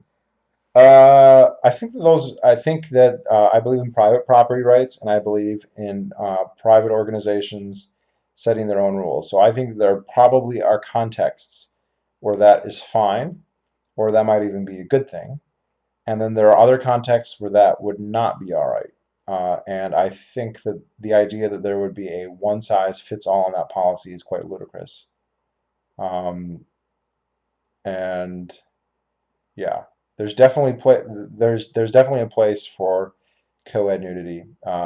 Maybe it's not for everybody, and maybe it's not every situation, but there's certain times where it's okay. I don't think it's necessarily wrong. Uh,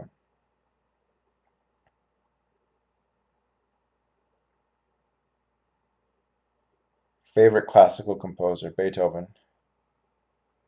Why do people become communists? Ignorance and religion, idealism, utopianism, conceit, egotism, desperation, hate, all those reasons. No, never good reasons. Mm, Glenn Beck identifies as libertarian. For now. So does Gary Sarwalk. So does, I mean, a lot of like, so does Bill Weld. He identifies as libertarian, but I don't accept it.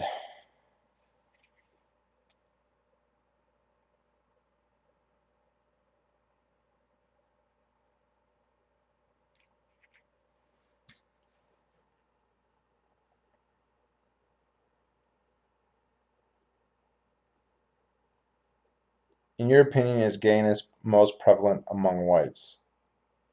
In my anecdotal experience, it is. I don't know if that's statistically borne out, though.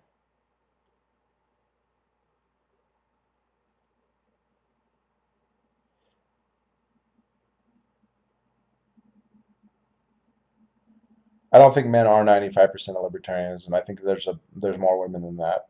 I think that's incorrect. How much of the legendary history of Rome do you think is real? When you say legendary history, are you referring to something in specific?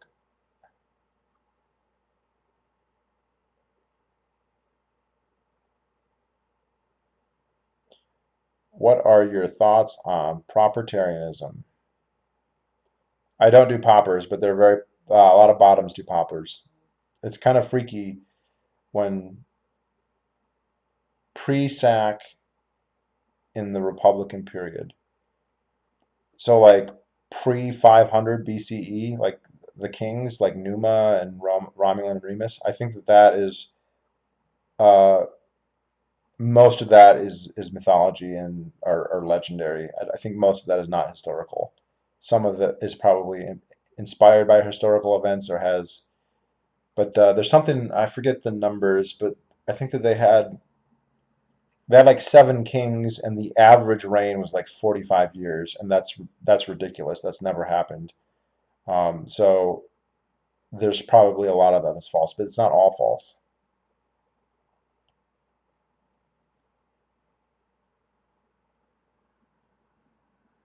Like I, I don't know. I don't think that Romulus was actually suckling on a she-wolf. That probably didn't happen. I'm just gonna throw that out there. But the last king might have been named Numa. Did he reign for that many years? Who knows? What were they? Did they really besiege Veii for 12 years? Probably not. You know, I think you're getting into an area that's kind of like analogous to Troy and the Iliad. Like a lot of that stuff is probably based on something, but 90% of it is made up. It's literature.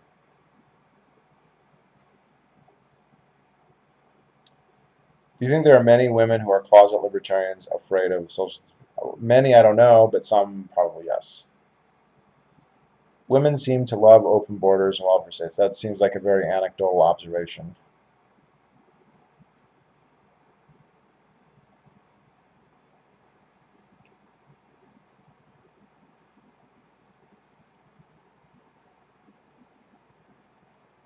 I mean, it's easy to say, like, after women could vote, look how bad things have been, but the Republic had already declined tremendously prior to women getting suffrage. So men were able to fuck it up pretty bad on their own, so I'm not sure how much to blame women. It's also they're disproportionately represented among libertarian thinkers relative to other ideologies. Now you could say, well, half of all libertarian thinkers aren't women, but I mean between Ayn Rand and Isabel Patterson and what's her face, the girl who wrote Little House on the Prairie, and uh, who wrote the book, Wendy McElroy, and Hope, right? So they're Ayn Rand especially, but a couple of others. Like their influence on libertarianism outweighs the influence women have on other ideologies. If you look at the socialist authors, there are certainly women, but they aren't as influential as say Ayn Rand is of libertarianism. So I don't know how fair that critique is. What do you think of Derek Friedman? So I know Derek Friedman personally. I've known Derek Friedman for many years. Uh, he's we're friends, and I don't always agree with his rhetoric. I don't always agree with his style. I think he's matured a lot over the years. He kind of got his uh, claim to fame with the Derek J's victimless crime spree and the civil disobedience that was endemic in Keene in that period. And if you notice, he's not getting arrested anymore. He's doing well, and I think he's got a boyfriend, and he's had a boyfriend for a couple of years, and I think that that's kind of changed the dynamic quite a bit. Um, and he's an interesting guy. His priorities right now seem to be more about like throwing parties and being suave and being social and whatnot. But he's still a dedicated libertarian. Again, I don't always agree with his rhetoric. He said things that I thought were outrageous on more than a few occasions. Uh, and I think I don't want to get too personal about it because he's a friend, but like we all have our flaws, and he certainly does. But I don't really think ill of him in any sense.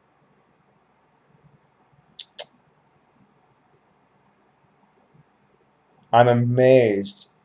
I'm amazed that I've spent as much time in close proximity with him and we have not hooked up. I've been invited to orgies by him before. I've been to several orgies with him around, and it just has not happened. So I don't know. It just wasn't meant to be.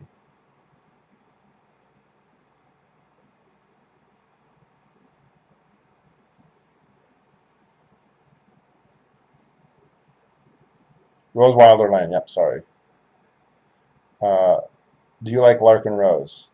Well, I like the work that he's done, and he's made some good arguments. I don't know if I like him personally that much. He seems very bitter, but I mean, he did go to prison, so I kind of got to give him a pass on that.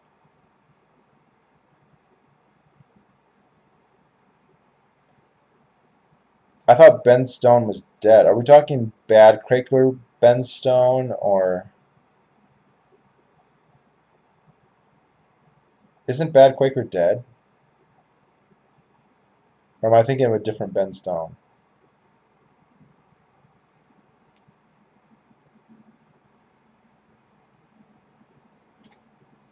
I thought he was dead.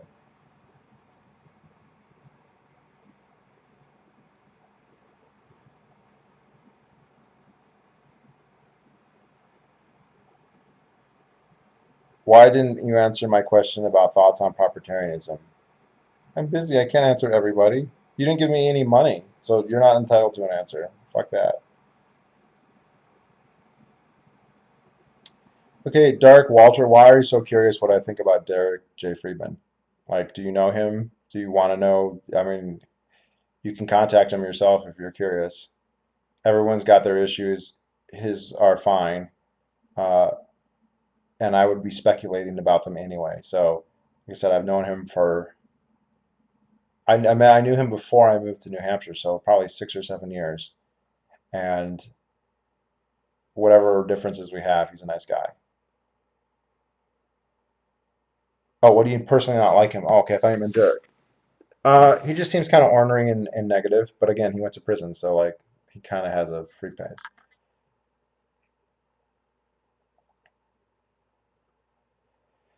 So people keep asking, am I still restoring my foreskins? Yes. It's a long, slow process, but this is a good follow-up question. When men see it, do they at first say that you are not circumcised? So I am at a point now where many men assume that I am uncircumcised. Now, there is a bell curve on how much coverage a uncircumcised man would have, and I am low on that bell curve. And so there's a lot of people who look at it and are unsure, and their best guess is cut. I've had a few people who have said, I can't tell, and they asked, and my guess is that there was a bigger proportion of men who felt that way, but were just didn't, unwilling to ask because it's a weird thing to ask. But a lot of guys will unsolicited say things like, I love your uncut dick, I love uncut dick generally. And this is including guys who are seeing it like in real life up close and personal. So it is in that stage, but there's still lots of guys who will correctly identify that it's cut or say, well, it looks uncut, but it's got not that much. So I think there could be a way to kind of a metric on what percentage of men who see it or people who see it assume that it's cut or uncut. And I think I actually have no idea what the percentage is because I'm not quizzing everybody. But it started about last summer. It became more and more common for people to say that. And these are people who I don't tell them, hey, I'm restoring. I don't let them know that that's going on because then they would have every reason to, be polite and tell me that. So the unsolicited conclusions of that are becoming increasingly common. And really, like honestly, last month it started to actually I was noticing like, okay, that's definitely different. That is not, I don't remember it looking, it's difficult though. It's very gradual when it changes.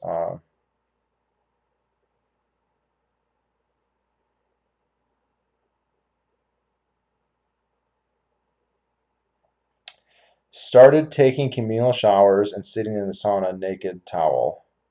No strong sauna culture here, so many people do weird stuff in them. Yeah, I mean, in my sauna, people don't do weird shit. I never see anything weird happen in the sauna. But good for you. How does it feel to be taking communal showers? Do you feel like any different? Blah, blah, blah. I know Derek. I danced with him at the Dome at Porkfest and hung with him in Portsmouth.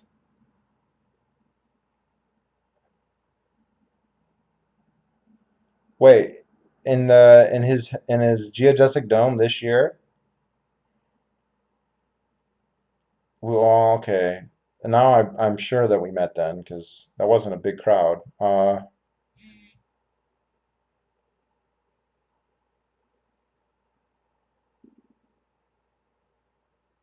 I'm intact and have never seen my entire glance. That sounds like you have a little bit of phimosis then, buddy. But that's fine, unless it's giving you problems, I wouldn't change it. Do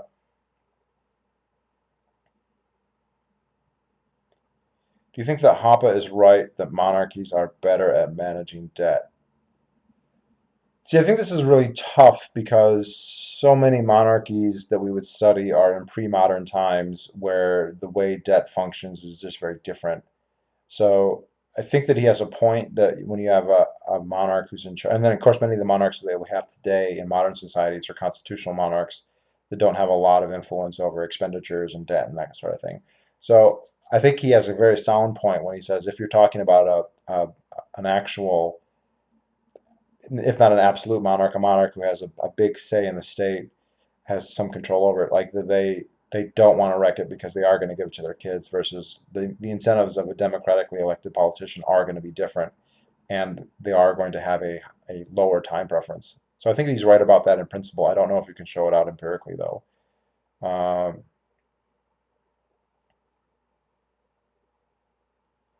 is there a correlation between gay men and becoming transgender? Yes, I think there probably is. Is preference for uncut the majority among gays? No, I don't think it's a majority, but it's a very common thing. If so, so I think gay men are more likely to just kind of be neutral. Most of them aren't going to think about it. If they have a reaction, there's going to be some who react to it negatively. There are definitely uncut guys who are shamed and who are told that they're dirty, and that's a thing. But I think more are going to find it as a positive. And when I've asked uncut guys about this, I say, "Hey, do people ever give you shit?" Most of them say, "No, no, people seem to like it." So I think on balance, it's seen as positive, but not strongly, right? I don't think most guys are not intactivists in the way that I am. So,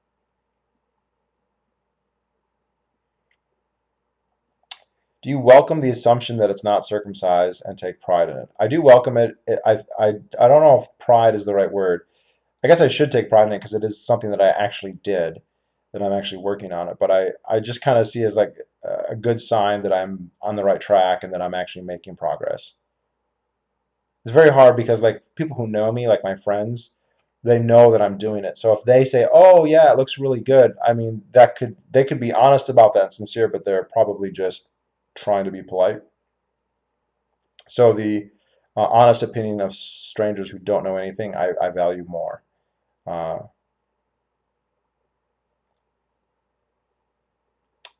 I was the first intact man my girlfriend was with, and she's become an intactivist because of it.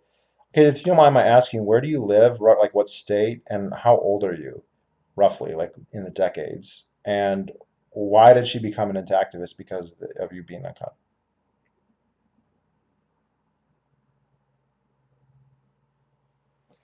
I would donate, but I'm broke and still. So wait.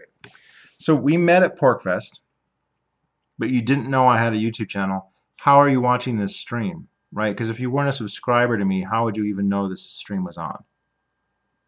That's what's confusing me.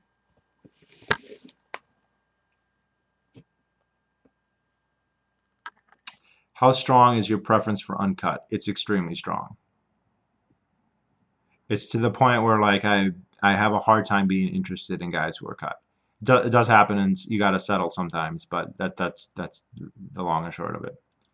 It's tricky though because none of the apps have uncut as something that you can search by. You can search by race, you can search by age, height, a couple other factors, top, bottom, but you can't search for cut or uncut. It's really annoying. So, I have to do what I have to do. Go to Canada or New Zealand or the UK or Iceland or whatever. Because the best indicators are basically geographic. There are age indicators. Younger guys are more likely to be uncut than older guys in the United States, but the correlation is poor.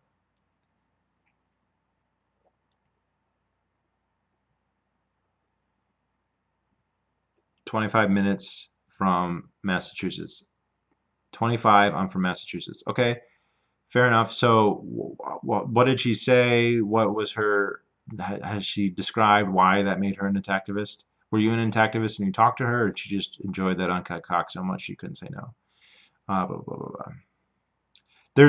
So I don't read them as much, but there's actually a lot of websites and stuff from women going into why they prefer uncircumcised penises, and without even going into the details, that just makes sense, right? They evolved because of the sexual selection of women. The reason men have foreskins, the reason why they evolved them, is because women selected for them. Women found them desirable to reproduce with, among all the other factors. So it just intuitively and in terms of evolutionary logic makes sense that women would prefer uncut penises, because millions of years of evolution have shown that to be something that matters to them. And you can go to websites that go into more detail than that, although it has not been researched enough for them to speak, I think, authoritatively on that subject. But it is an interesting, even as a guy who finds like heterosexual sex kind of gross, uh, that stuff is still worth reading. I think if I want to be a good activist, I need to be able to have that conversation. Uh, bu- bu- bu- I'm the same way, and especially American uncut guys, since it's much rarer. You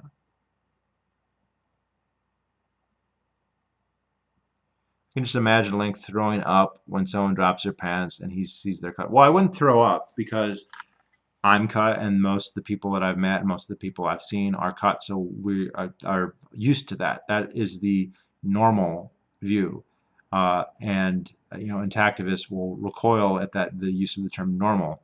But in terms of my experience, that is the normal, and there's something, um, you know, uncut penises seem like exotic and unusual, and they shouldn't be viewed that way, but they are in the United States. And it's almost a bit of a problem when I do talk to uncut guys, because then they're like, "Hey, why are you like?" It's not that big of a deal, because if they're from a primarily intact culture, it's not just the normal thing. You wouldn't note it because it's what everybody is. Let's see. Blah, blah, blah. I subbed to you after PorkFest when I searched PorkFest 2019 to see if anyone made a video about the event, and yours was the only one I found. I can't believe that there weren't other ones. You didn't say, hey, we met? Oh, damn you. Damn you. What is it exactly that you like about Uncut? So, the reason that I like Uncut, I like it aesthetically. I like the way it looks. It's more functional. So there are functional things that you can do with an uncut penis, both as an owner of one and as the partner of someone who has one. Right? There are there are mechanical things that you can do with an uncut penis that you cannot do with a cut penis. But the biggest reason of all is that when I'm in a sexual encounter, I like it to be as mutually pleasurable as possible. I want them to please me, and I want to please them. And uncut guys have a greater scope for pleasure than cut guys. This is the original reason that I became an activist and then I got into it. So I'm cut. I felt fine. I didn't have a tight circumcision. I didn't have pain or anything like that. I had orgasms. The orgasms felt fine. I knew that there was a debate, but I said, okay, at the end of the day, I quote feel fine. So obviously it's not a big deal.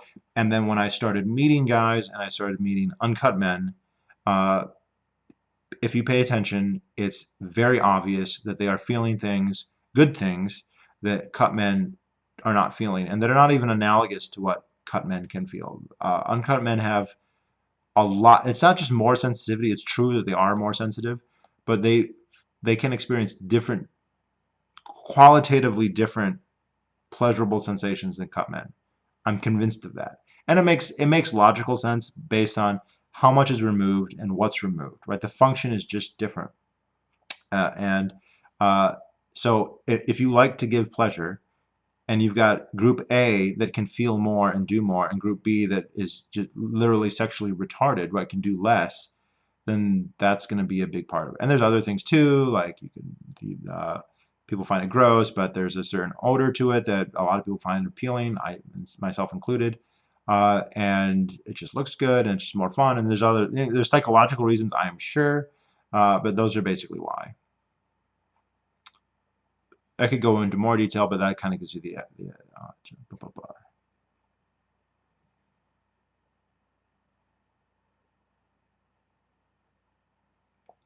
Wouldn't gay guys be more liberal than libertarian? Well, lots of gay guys are liberal. In fact, among gay men who are not apathetic about politics, they're, almost overwhelmingly liberal. But they're disproportionately represented among libertarians. You know, who knows why?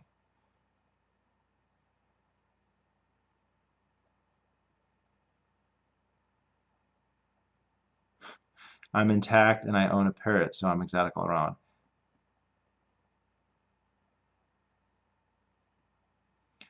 All my brothers are cut. I was just born with an illness, and the circumcision was postponed. But once the illness was cured, weeks later, doctors in my family just didn't bother with the circumcision. Yeah, so I've heard this too. I know a guy who's the third of four brothers, and the older two are cut, and the youngest one is cut, and the third one is not cut, is uncut, is intact. And when I asked him why, he said he had no idea.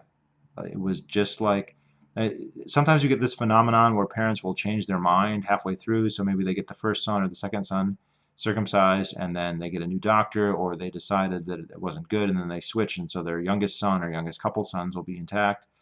Uh, but then to go back kind of breaks that trend. So it's kind of interesting. And I also, the one Jewish guy I know who is intact, he was sick when he was born, and he was underweight, and the doctor said there's absolutely no way we're going to do the surgery. And by the time he was healthy enough to have gone through the surgery, they just weren't in the hospital anymore, and his parents were like, never mind, it's not worth it. And so they didn't have him circumcised. And then he became an adult, and he's an observant Jew, right? He really believes in Judaism. He wants to live in Israel. He wants to, volunteer for the IDF and all that. He speaks Hebrew. And I was like, so you're going to get circumcised? He's like, hell no, never. He fucking likes his foreskin. He thinks it's an important part of his sexual identity, and he's not going to remove it. Also, because his mother is Jewish, he is Jewish, no matter what peer pressure may say. So, blah, blah, blah. How much Marx have you read? I haven't read any of his books directly, other than, well, no, he didn't even write the Communist Manifesto. I think that's Engels who wrote that. So no, not a ton. Excerpts. I've read books about him, and that's a fair criticism to say how much you haven't read his stuff directly. But having talked to Marxists and communists, I feel like I know as much as most of them do. I have changed over the years. I made a video a couple years ago about the labor theory of value, and this Marxist was on there saying, "Hey, you don't understand Marx," and that was a misnomer because they believe in the labor theory of value, but they don't call it the labor theory of value. They call it the law of value. But I went and read Sol's book on Marxism, and Sol was a Marxist who went to Harvard, and that's a good book. But it's fair to say that, hey, maybe I should read more Marx directly. I'll take that. If that's a criticism, I'll take it as that. Do you think circumcision is wrong? Absolutely, circumcision is a rights violation when it's done to children. Adults can decide to do it for whatever reasons they want, but none of the arguments that are given in favor of circumcision rise to the level of falling within parental authority. Every argument for circumcision involves special pleading, because those same arguments would not be deemed sufficient to say circumcise your daughter or do any number of other things, right? So if you said, well, we're just going to cut off his earlobes, but it's part of our religion, nobody would consider that okay. But cutting off an earlobe is considerably more minor than cutting off a foreskin.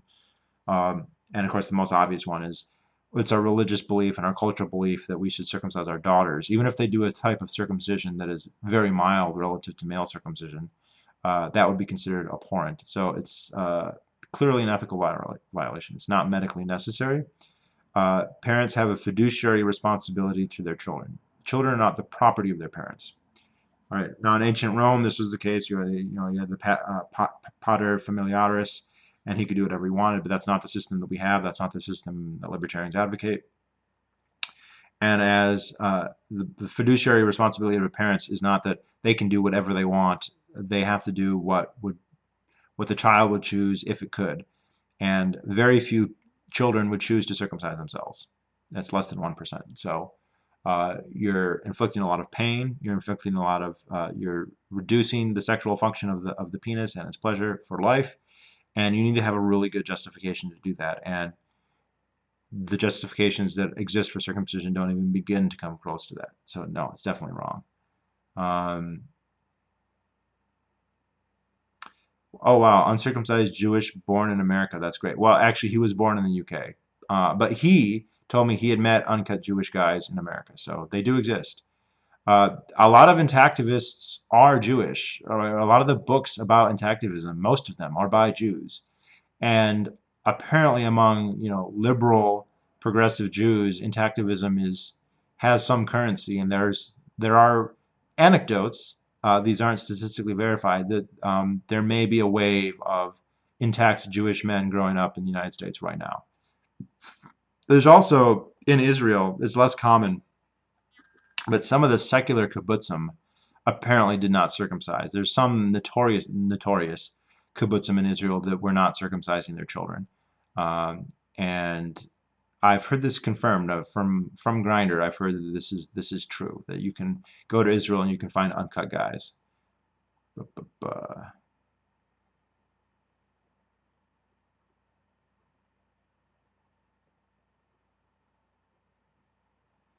Apparently, I caught pneumonia as an infant. I've never heard that circumcision makes pneumonia more likely, so I don't think that that's probably the case. Yeah, Das Kapital is so fucking long. And also, it's written in a way to be confusing. Engels even accused Marx of saying, hey, you are misleadingly writing this. Like, he wrote it in a way, because of the dialectical imperative and all that Hegelian nonsense, that he was alluding to one argument in book 1 and 2, and then the argument he ended up using in book 3 was a totally different one. And so people had written all these critiques on books 1 and 2 for what was ultimately not his argument. And Engels criticized him for that. Blah, blah, blah.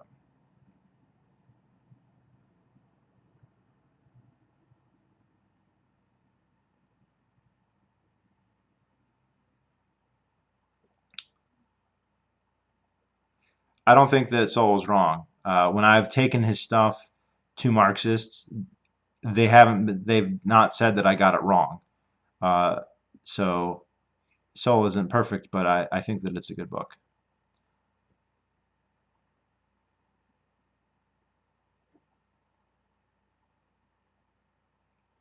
So Sowell, that book, he is not.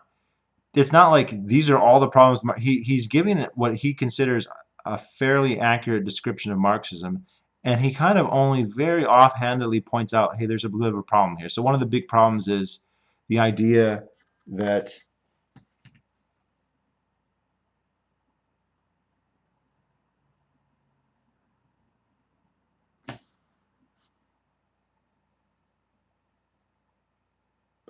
sorry, um, the like the idea that labor is based on that labor is the basis of all value. Sol points out that Marx never proves this; he just assumes it. It's like it's an assumption. So like the basic assumption of his entire worldview is just based on an unsubstantiated assumption. He goes into some other problems too, but I don't. It's not like a book where he's just categorically trying to eviscerate Marxism. He's trying to explain what they believe for the most part. I'm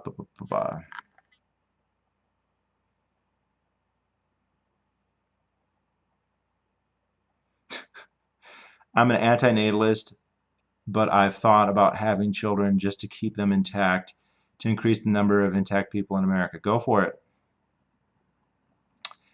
Yeah, I've heard of Brit Shalom, apparently a spiritual circumcision, because many are adopting that now. whether as a cause of effective antagonism among Jews. I don't know how, if you want to say many are adopting it. It is a new thing. They're because ritualistic is interesting because in the Jewish faith, like you can't just get circumcised. It has to be a ritual circumcision. It has to be on the 8th day. It has to be a certified moil. You have to do all this stuff. And if you don't do it, if you just like get circumcised at the hospital, it's like eating a cracker and saying you had communion. That's not how that works. Um, so they're just having a different ceremony that doesn't involve cutting the penis off. We don't have numbers on how common that is. I think it's still a very small minority, but it's growing. Uh,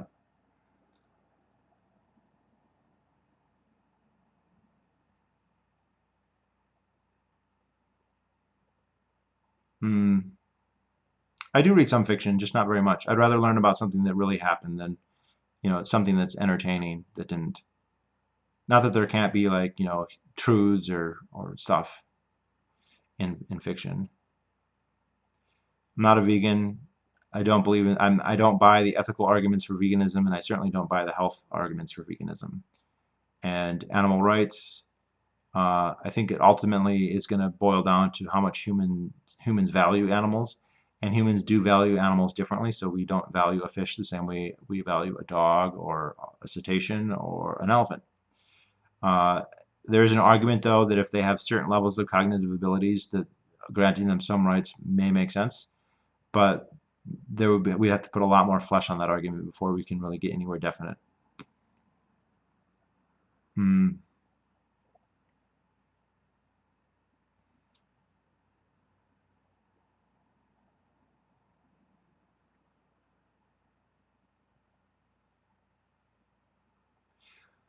What books do you recommend for those who want to learn about the Industrial Revolution? So I would definitely recommend the Bourgeoisie books by Deirdre McCloskey.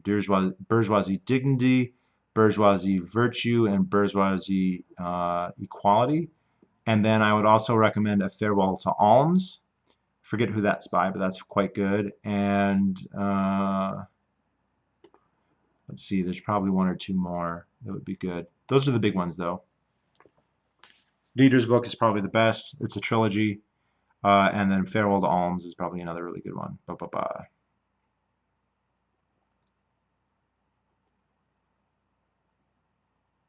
Yeah, Deirdre McCloskey's trilogy is amazing. Did you see that there was a hit piece written out about her? Someone in National Review was just going off of how she's a tranny and she's a fucking communist and blah blah blah. It's quite terrible. Um, I don't know.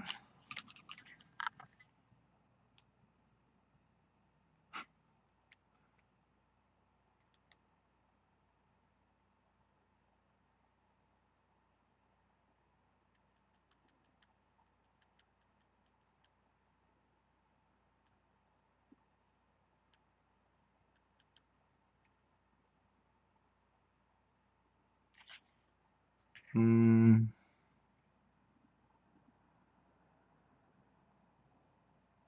yeah, he despises McCloskey. No, it's his loss.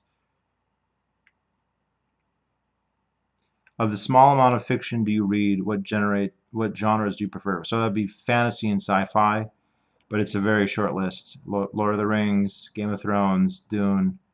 I'm getting pushed very heavily to read The Wheel of Time, but I haven't actually yet. But it's quite a short list. I have thousands of nonfiction books that I want to read.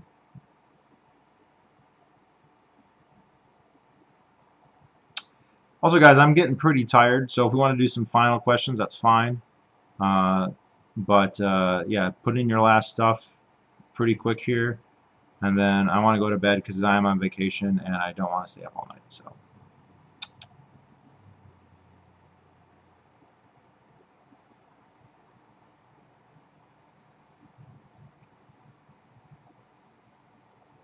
I'm not a fan of Asimov, but I'm not familiar with his writing also.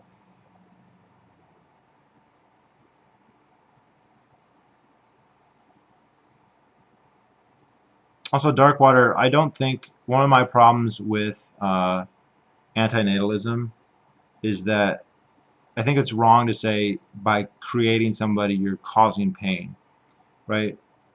Because you're creating somebody, they're going to exist. The fact that they may feel pain isn't necessarily your fault. It's like if I buy someone a movie ticket and then they cry and then saying, well, you caused them to cry. No, I gave them a movie ticket, and the crying may or may not have happened. It wasn't the reason I gave them a movie ticket, and it wasn't necessarily going to happen. Let's see.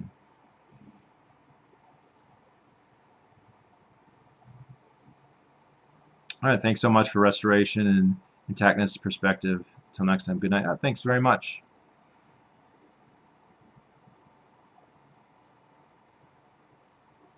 All right, Darkwater, good night. Thanks for your questions.